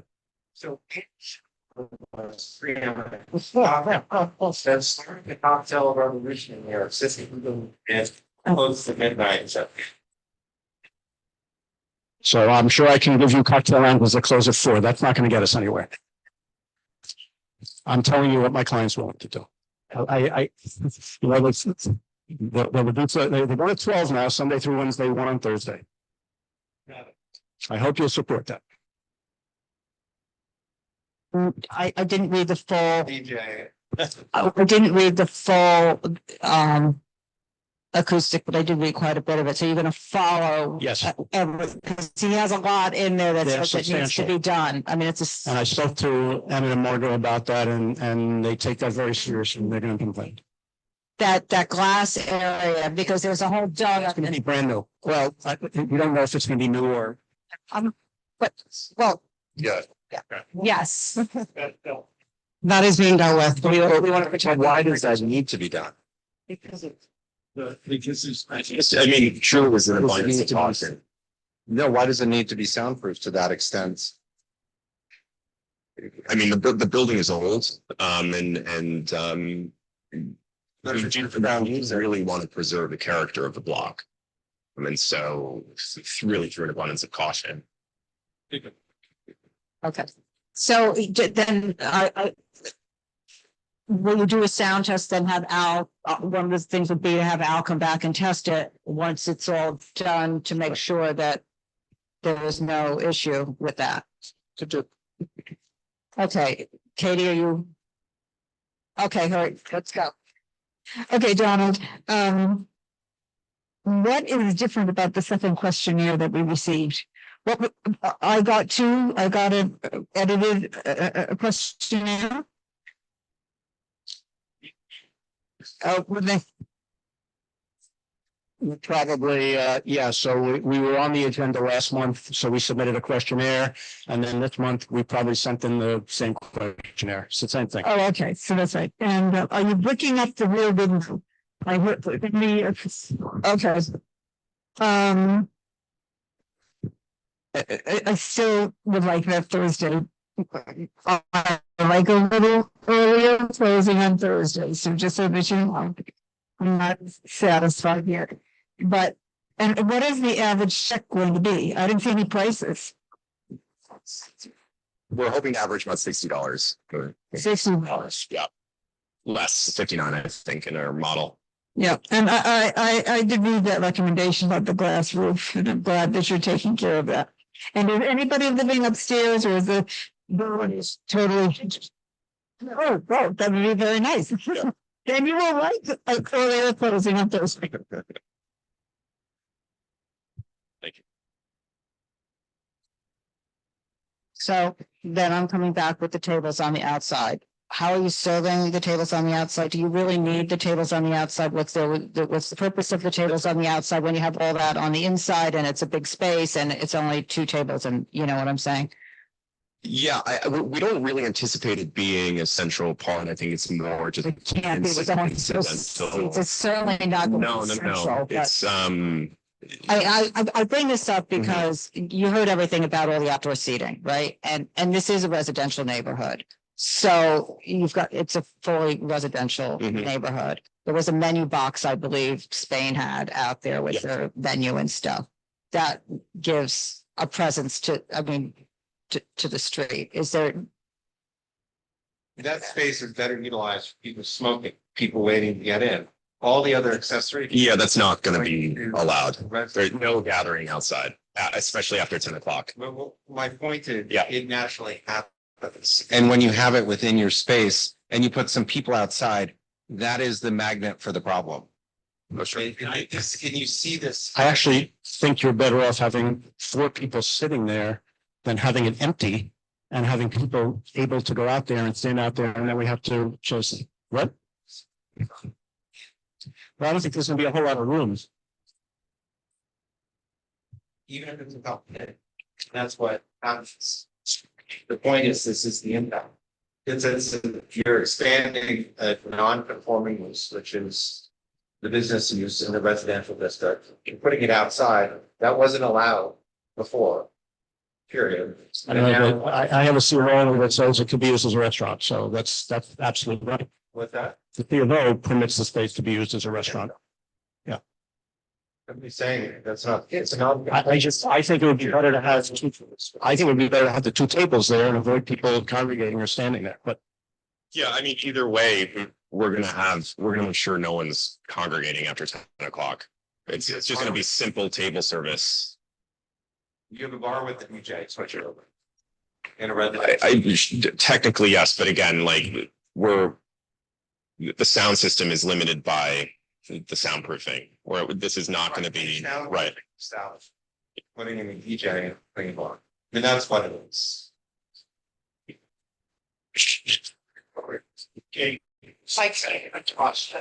It's a DJ instead of just plugging in an iPhone, essentially. We're trying to be. And by the way, we may not even use it. It's just to potentially have the option if we like. So you need the seats outside. You don't. If you would prefer us take them in, and we can maybe stick to the 1 a.m. on Thursday, I think we could do that. Okay, so there's no outside, Right. 1 a.m. on Thursday, 2 a.m. Friday and Saturday, midnight Sunday to Wednesday. Got it. Thank you. Thank you. Thank you.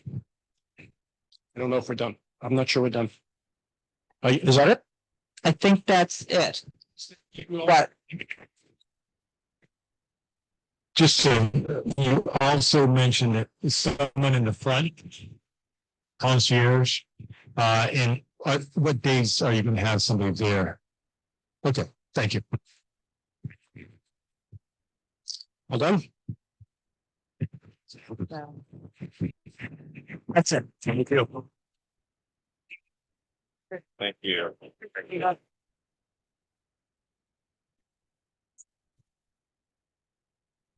Okay. So the next one is going to be Carmine Fine Foods, 94 Carmine Street.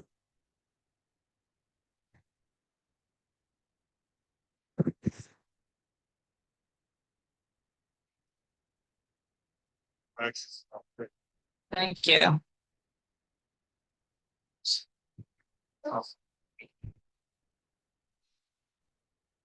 And what are those? Did you? Okay, did you email in the signatures to the office or no? Yeah, they're just like a little hard to read in a packet.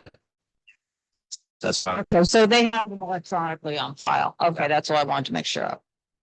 But, well, Yeah, that's why we included them. okay. But the office probably, okay. Yeah. Whatever. Thank you for having us. My name is Jacob Nass. This is my partner, Ian Henderson Charnow. We're opening a cafe and restaurant at 34 Carmine. A little closer. We're opening a cafe and restaurant at 34 Carmine Street. The cafe will open at 8 a.m. for coffee and breakfast. Dinner service will begin at 5. We'll be serving a casual small menu with ambitious cooking and service. Our menu would be market driven with local produce as well as imported specialty goods from Europe and abroad. We'll be serving or pairing that food with a curated selection of beer and wine, which we believe enhances the dining experience as it is an integral component of the full dining experience. Our wine list will include only small producers who work sustainable with low intervention traditional vinification. And that was we will close by midnight. And although it says outdoor seating on the program, we have no outdoor seating. Okay. And so I'll start. Your name is Ian? Is that? Where Ian? Break up. Okay. All right. So I got that put straight. So this is previously unlicensed space, I believe. Right. Correct. The music is background. Music is background. We're a sound engineer. We want like immersive sound, but we want to allow for conversation. And we tend to do with soundproofing and with hiring engineers to like allow conversation and only crosstalk. Okay, and so you have, let me see, 10 tables and 26 seats and one bar. We have I've counted 9 tables and 23 seats, one window counter with that's correct. seats, and then one bar with 8 seats, and then a food counter with 7 seats. Does that sound right? That's correct. It's like I think 38 seats. Or 40, okay, to 40 seats. And so you're saying close at midnight, can, you heard the whole conversation about Pine Street. I mean, is there anything we can do any earlier with these hours? Just to, that will be the latest that anyone will be in the restaurant. That is not like you can get a table at 11:30. So just so you know, because you're new at this community board, all our times like that, all patrons are out. So like they have to be out by that time. In reality, and like it was meant from the restaurant that advertised 11 p.m. but took tables at 10:45. That will not be the case with us. We will do last fall by 11 on the weekends and by 10 on weekdays. So then could you close earlier on the weekdays? Could you close at 11 on the weekdays?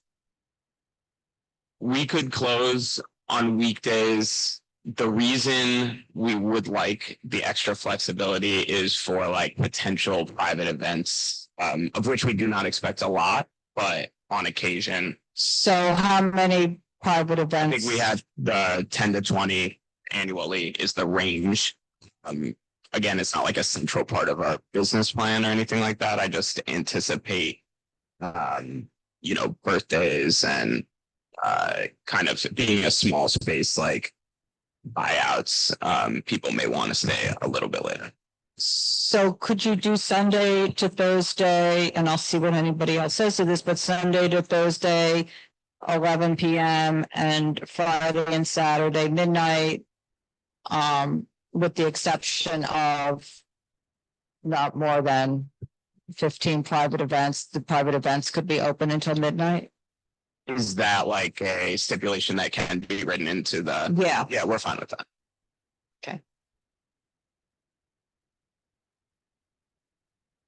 Okay, I think that's it for my questions. Does anybody else on the? Yeah. Hey, guys, so I'm looking at your diagram and, no, I'm not obsessed. What was there before was the bookstore. What was there before was the Nepalese craft store. That's what's throwing me off. Okay, so with regard to the diagram, are you taking some of the bookstore? Is that? So I'm actually opening as well a business in the bookstore. So it's under one lease, but there is a sublease, of which we are subleasing. That back kitchen area is in the bookstore. Yes. Okay, so, okay, all right. So you're taking a portion of the other address or the bookstore location in the same building and connecting it with this space. It's already connected. It's already connected. Okay. And was it connected before? It was previously connected. There was a wall in the Nepalese craft store. So that front portion of the store was the retail store. And I'm not sure what was back there, if it was an illegal apartment or a clubhouse or something. There was something back there that wasn't part of the store. But it wasn't part of the bookstore. It was not part of the bookstore, but there was, I believe, I'm actually good. Yeah, I'm not sure. When we took over the space, it was already connected, whether the landlord did that or it was before. Thank you. So there's a door connecting it though. Yes. Right. And then, okay, and the certificate of occupancy or letter of no objection, are you for the eating and drinking? So, we basically, it's kind of as you know, obviously it's a residential block.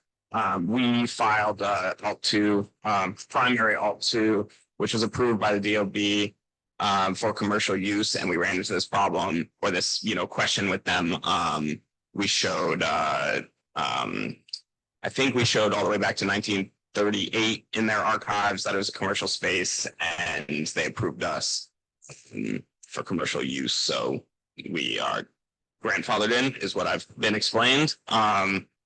We are filing a secondary Alt 2 to show some of the kind of like millwork and like specific design aspects. So we've just put that into landmarks. But we have been approved by DOB for commercial use. Eating and drinking? Yeah. And you're going to get a letter of no objection for the space that you're going to be using.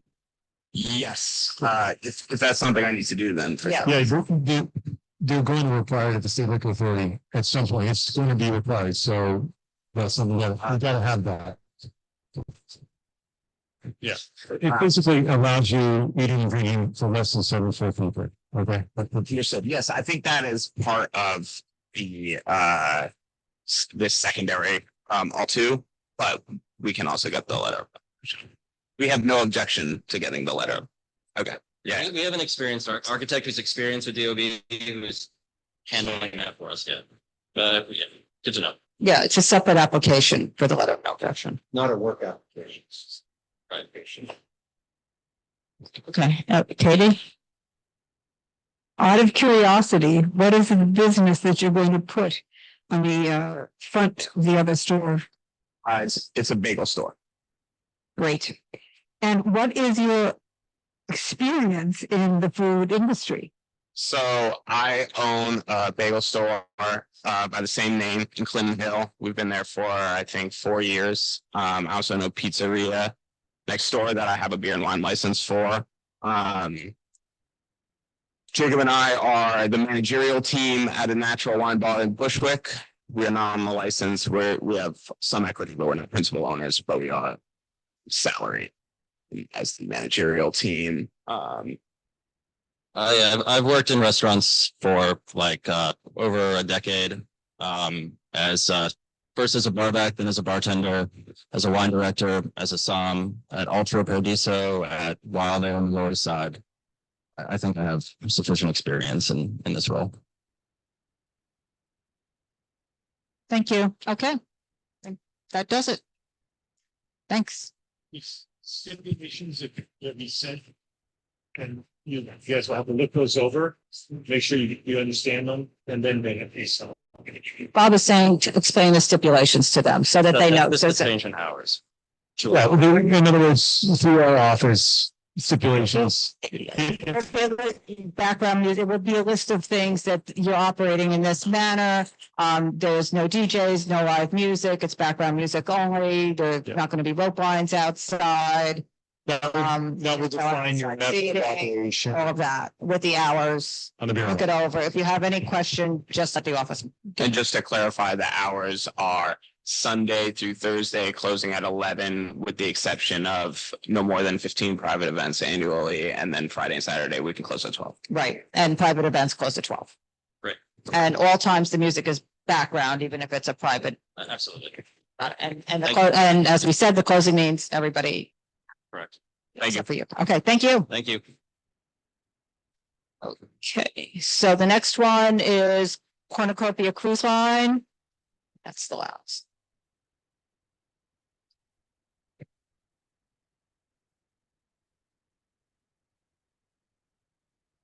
Sidewalk, sorry from both. You've been wrong.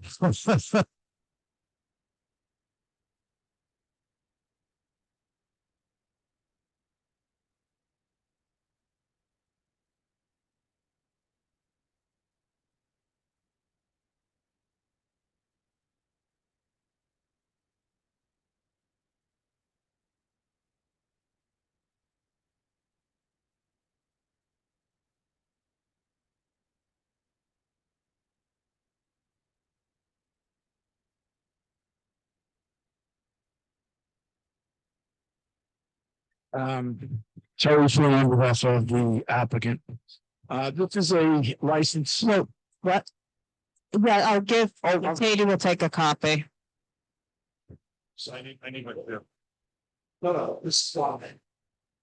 But for, This for oh, I see. So you give me one? Because my computer died. Okay, that's fine. So I know this, I know this very well. Here. Very familiar with this application. So this is Pier 40. Hornblower owns the space. They have moved 4 of their ships out that they're not going to do at this location. They have now leased the space to my clients who are going to use the location for their 4 ships that you have before you. The ships are varying size. They're generally in the port. They do pre-booked events generally. They do advertise and people can show up if they're going to do an afternoon lunch cruise or dinner cruise. They generally are in port for a half hour from when the cruise time starts. Then they go out to sea. Then they'll come back in and generally be there for less than a half hour on the way back in where they disembark their patrons. They often go between New Jersey and New York waters, so they have their New Jersey licenses as well. And now they're getting New York licenses because they're going to work out of the Pier 40. I'll answer any questions you have. There have been boats, the hornblower boats have been running out of this space previous to this. But now since they've moved them on to different locations, we're taking over the berths, if you want to call them the berths at those locations. It's Hornblower no longer if. No, we're sleeping 2 of the 6 berths, but we have the other 4 berths. Okay. We heard this back in 2021. Okay. Go ahead. No, I'm unaware. No, okay. And there were stipulations. I'm sure they'll take them whatever they were. Why did, yeah, what? The attorney who had the application did not reply to a deficiency letter, and their application was denied. Then he told them that he was going to appeal it. 120 days went, he never appealed it, and they had to then start all over again. But you guys have been operating out of there unlicensed. I mean, that's why you're here. No, they were going to New Jersey. They go into the New Jersey waters, and that's where they have New Jersey license. You're picking up patrons in New York. Yes, they're required to be licensed in New York. If I don't think you have to be licensed to pick them up, as long as when you're serving your alcohol, which they've been serving in Jersey waters, and I'll let them respond, they have the Jersey license. They were told explicitly they couldn't serve in New York or the New York waters until they got their New York license. But you want to answer that? Yes. Yeah. Tell us what the New York water. Yeah, there's actually it is New York water line, yes. So you stopped serving alcohol when you crossed the middle of the Hudson River? So I was gonna say, we got a complaint. We called up Hudson River Park Trust and said, where's their license? Right, yes. And nobody was able to produce them. And they were shocked. Yeah. Yes, but we did. So it's clear we don't have a license. no, I understand. I mean, I don't believe that you're not serving in New York waters. I mean, that means that you don't go up under the Brooklyn Bridge. So I'm sorry? You don't go up under the Brooklyn Bridge? You don't go up the East River with your? When we pick up on the Jersey side, yes, we do, but when we go to pick up in the New York, we don't. So it's not that. What do you mean? They're not only serving in New Jersey waters, they have alcohol service in New York waters, and you're picking up people in New York. But he's allowed to pick up passengers, anyway. He doesn't need a license. Yeah, he's going up under the East River and somebody's got a beer in their hand. Are you? That's like, What is? No. When, Go ahead. like, when we pick up on the New Jersey, like, we have a New Jersey license, and we might be close to the New York outlet. But when we do pick up on the New York passengers, we are not going to the New York, what else? so where your ships go? I'm sorry, for the New Jersey. No, when you pick up passengers right now at Pier 40, like you have been for however long. Yeah. Where do you go? We're up to Hudson River, and by the interrupt close to the border side, and go down the statue and go to like my own towards the bay. You don't go close to the Intrepid? Can we confirm this on any of the ship vessel tracking services? Because I just don't believe you. Just hold on. Yeah. There's a little. Yeah. If you. And then let Katie go. Yeah. And you served in New Jersey and they still were drinking on the New York side, they can't do that. Did that ever happen? If that happened, you have to just tell them you made a mistake. Yeah, I mean, we might be making mistakes, yes. Okay, this is not the first time that I've met you gentlemen. I met you before. Yes. And I met the hornblower people before that. Yes. And we've had very clear stipulations in the course of 1 month, from July 4th to August 4th, approximately, I made 4 complaints about the noise from your boats, which is a direct contradiction to the stipulations, which we all discussed. I remember you told me you were family people and you understood. Yeah. My bedroom faces right onto Pier 40. Back of my house doesn't. I had to get out of my bed at 1 o'clock in the morning on July 29th because your boat was making so much noise. And I had to go over and I took a video of it. It was some sort of accident. And one boat was stuck in another, and they were definitely serving alcohol because they were trying to keep all the people happy. I said it wasn't our boat, it was hornblower vessel. No, it was the Spirit of New Jersey. It was hornblower vessel. That's what, well, it was stuck on Majesty. Is Majesty your boat? Majesty is our boat, and they hit us that evening, and this was that time, mostly that evening. Not was tidy. Okay, what about Serenity? That's not our vessel also too. Okay. Well, let me tell you, I can't tell at 1 o'clock in the morning what's what, and you've got to keep. We've got to be able to be in touch with you. The last time you were here, you told me you were going to have a phone number and give it to the community, and I never got a phone number from you. I never got a liquor license, but I did. 21. 2021, you promised me you were I'm changing my numbers, 732. getting a card. You have a card? That would be better. But I'm telling you, this is a problem. We hear it in our homes, the noise. And you just cannot have this. Yes, that's right. Yeah. Here. Yes, my. Can you read? I mean, they were all the same. You can read them. You can. It said that the music, I think it's a half a mile or half not, whatever it is. But no, but I'm just gonna say, I mean, if you. Huh? I mean, Terry, I think the.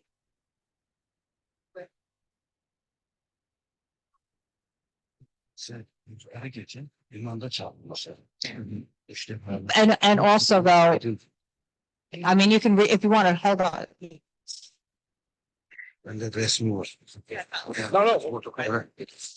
No. The website outlines going up. The issue here is we did not specifically, I saw because there was a question from our chair. Called the 6th precinct, and we were gonna have them go to your ship. And have them board your ship for serving alcohol. We didn't, and we did that out of a courtesy because you guys submitted the 30-day notices right away. And at the same time here, they're going up the East River. They have been for a year and a half, picking up people or however long it's been. The condition here, I think, is the stipulations that are there and that you self-disclose this violation of the liquor authority with the 4 ships. And you go forward with that, but disclosing that you have been violating the rules for that length of time. And then that's fine. This was in process that you can't explain away, not you, it's obviously somebody else, but this is a big problem. It can't go unnoticed. So. If you want to head that to the stiff. And we understand it. So. And the questions that were given to me when it's like, was not really favorable. No, see, what I'm suggesting is that you add to the stipulation. There have been violations while the ship has been going. I've been down there with them. With consumption on the New York side. Okay. I don't think it's just consumption on the New York side. It's very, No, because what I checked with Maritime, yes, what I checked was Maritime, I could pick up a passenger, as long as I'm a passenger vehicle, I could pick up a passenger anyway and take him wherever it's going. I cannot serve alcohol unless I have a license on a vessel license within New York for the waters in New York.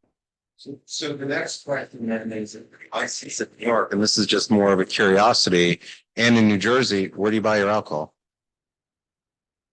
This question is that part of it. So when we're running, because remember we have 4 boats. That's fine. So we have 4 boats, okay? And we have 4 boats, but we also have boats in New Jersey that we can use for the New Jersey license. So they have to, when they are running the boats, for example, the boats you'll see are different sizes. They may be running a boat for a month that has the 350 capacity, okay?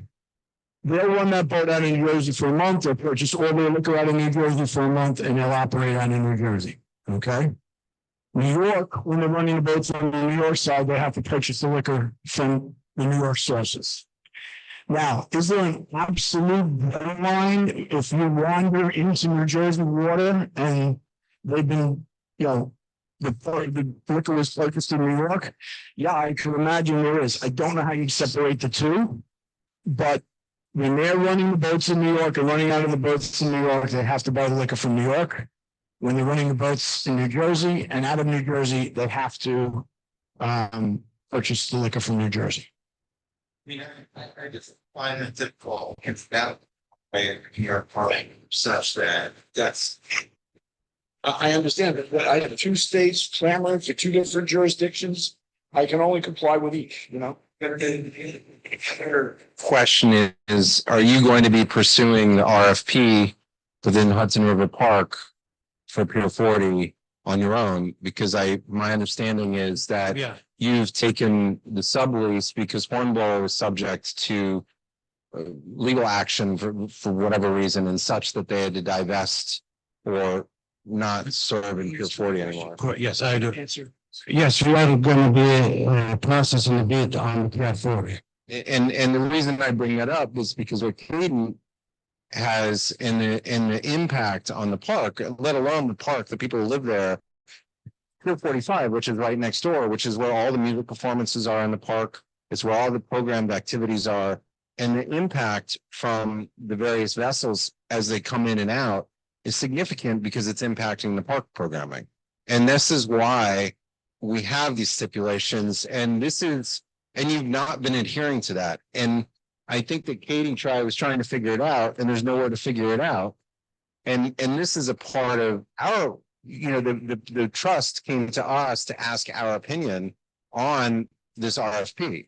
So I put this all together because the fact that was even happening, just period, it's like the whole adage about where you live, right? I mean, and while you may just be picking up patrons there, it's still our homes and our park and the waterfront. And I understand 100%, especially after this on the rules. Yes, yes. I understand. And you can hear them a long way away. No, and I've lived it. I've lived it through said that. I know all too well exactly what you're talking. There. It actually gets louder as it comes into the neighborhood. It doesn't. Set right. Yes, and it's very deceptive in that way. And it bounces off the water. I can tell you. So on the stip, it has their two numbers here, which I'm thinking with what I was saying. Yeah. Normally would not do this, but can I give you my number as a follow-up contact? Yeah. To, if you can't, sure, you can reach out to me with any phone issue. No, I'll do it. I'll deal with it. Okay. I didn't bring that. Yeah, no, it's on everyone. But I will make myself, so if you want something. No. I would turn out I have no problem putting it in the resolution. Your phone number.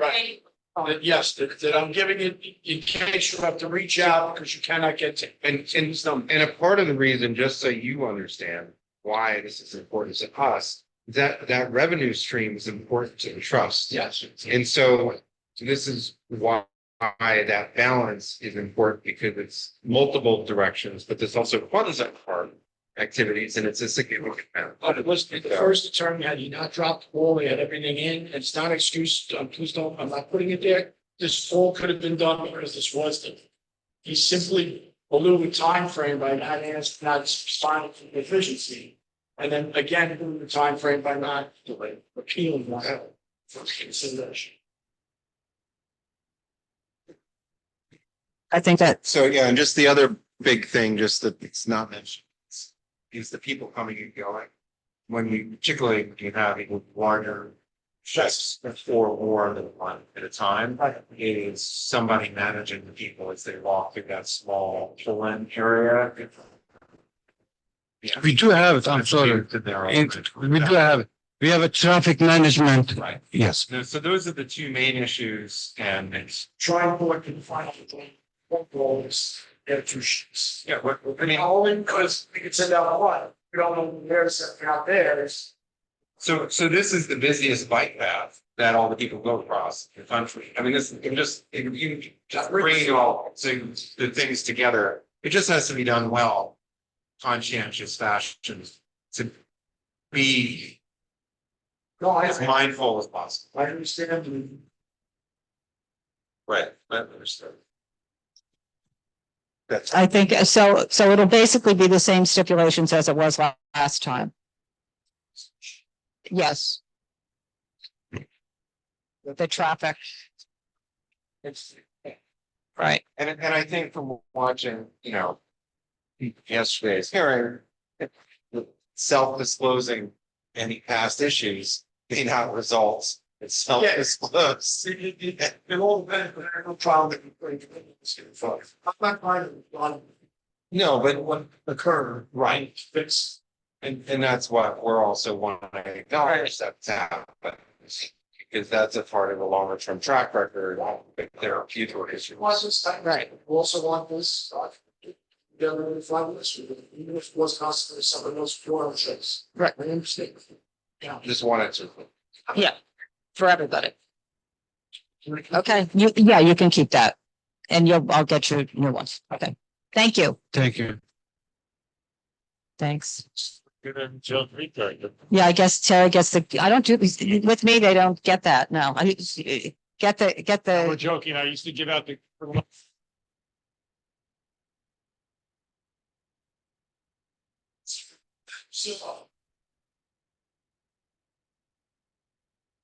Okay, so we're done.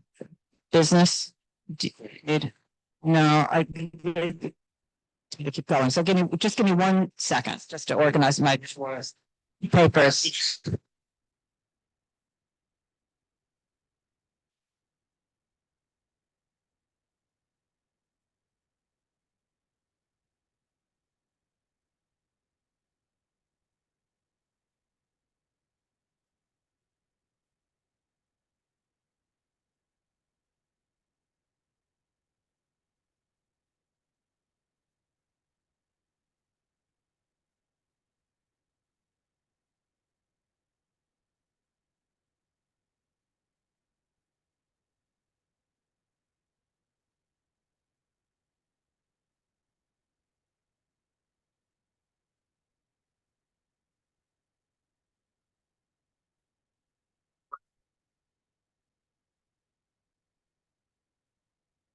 Right, on Tuesday. So, and then Bob, or stay there. I'm not sure what he did, but we would be. But, well, we lost, maybe I should look at, maybe we should get there, but, yeah, no one is changing that all right, so.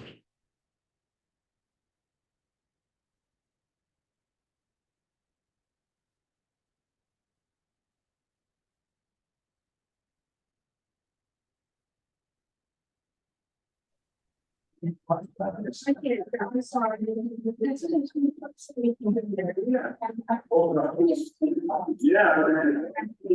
What your son is, your son. I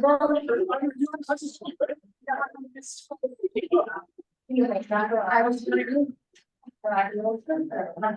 Yeah, I was like, you graduated. Yeah, so.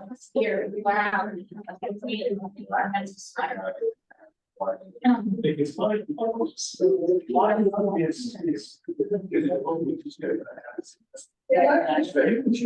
think it was huge. I know,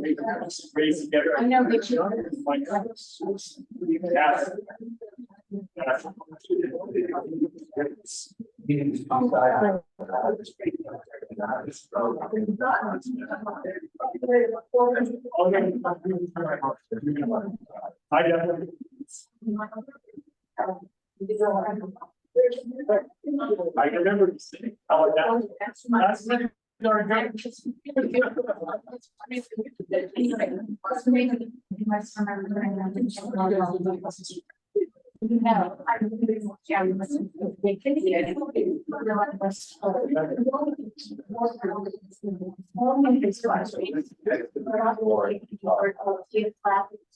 yeah,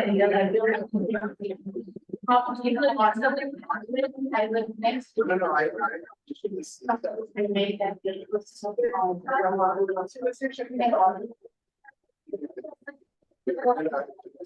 Then other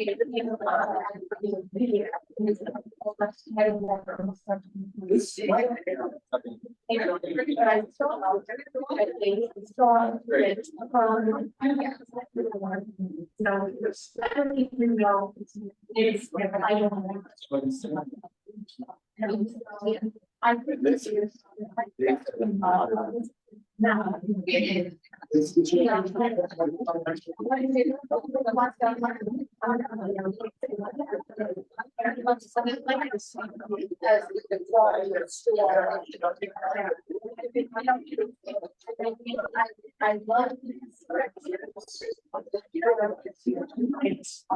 This is why we have a couple of weeks to it on. But yeah.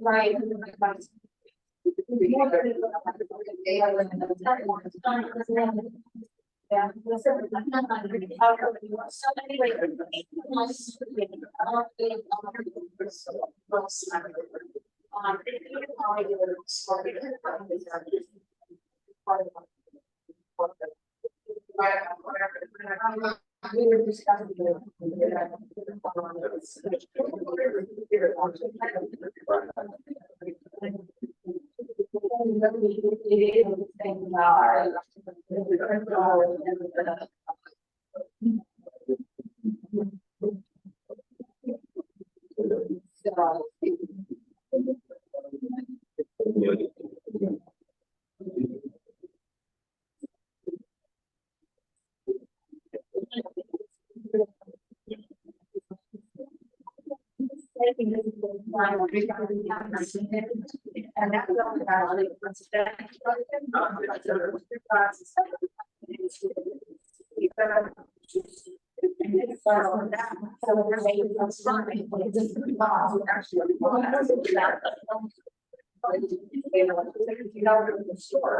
Yes, yeah, it'll be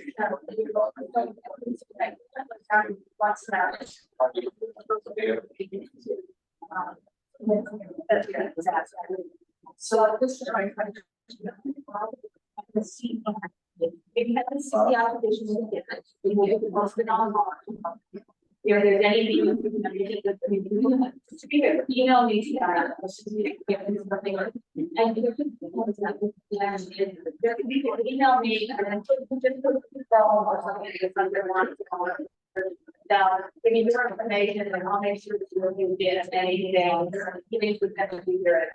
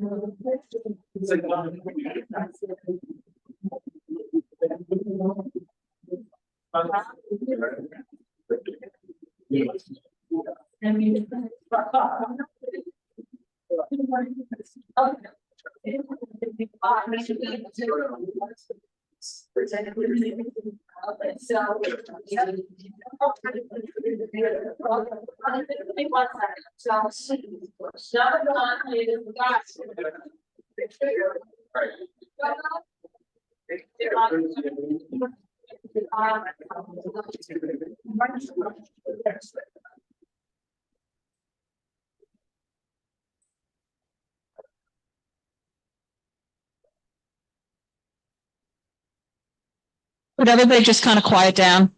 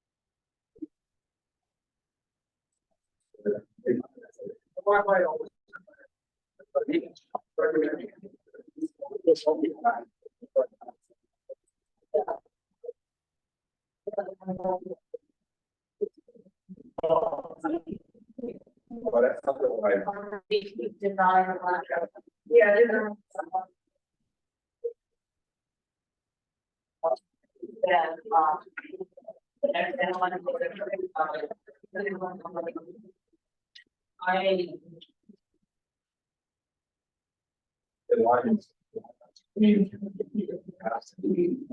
I think it's better their style.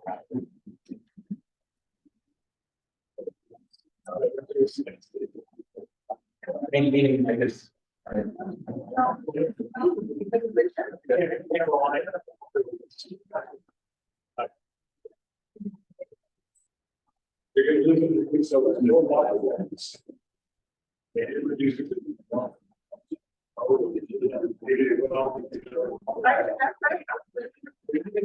This is the case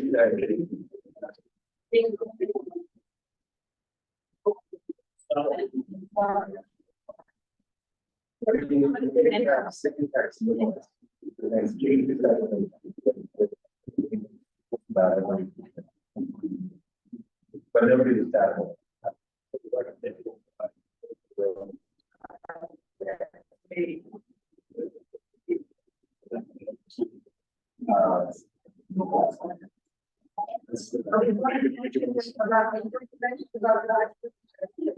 Yes, I will.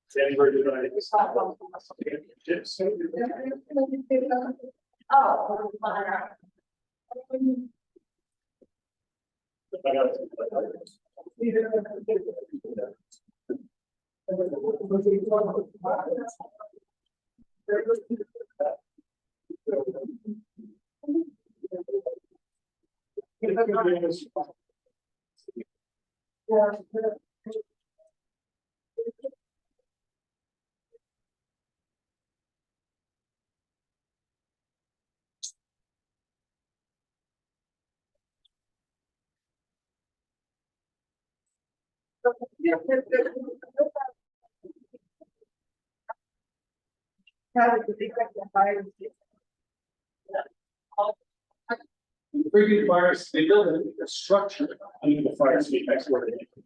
Structure, not a canopy, the actual structure. Yeah.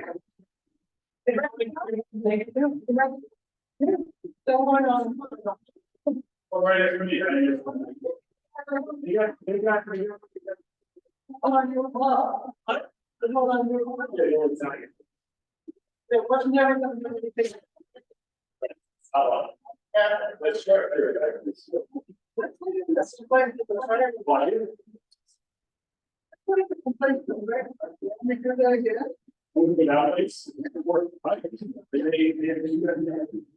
it's supposed to be somewhere.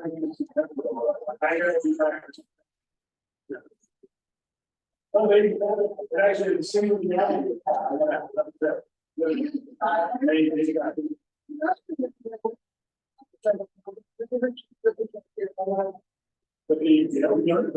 Yeah, we're not. Yeah,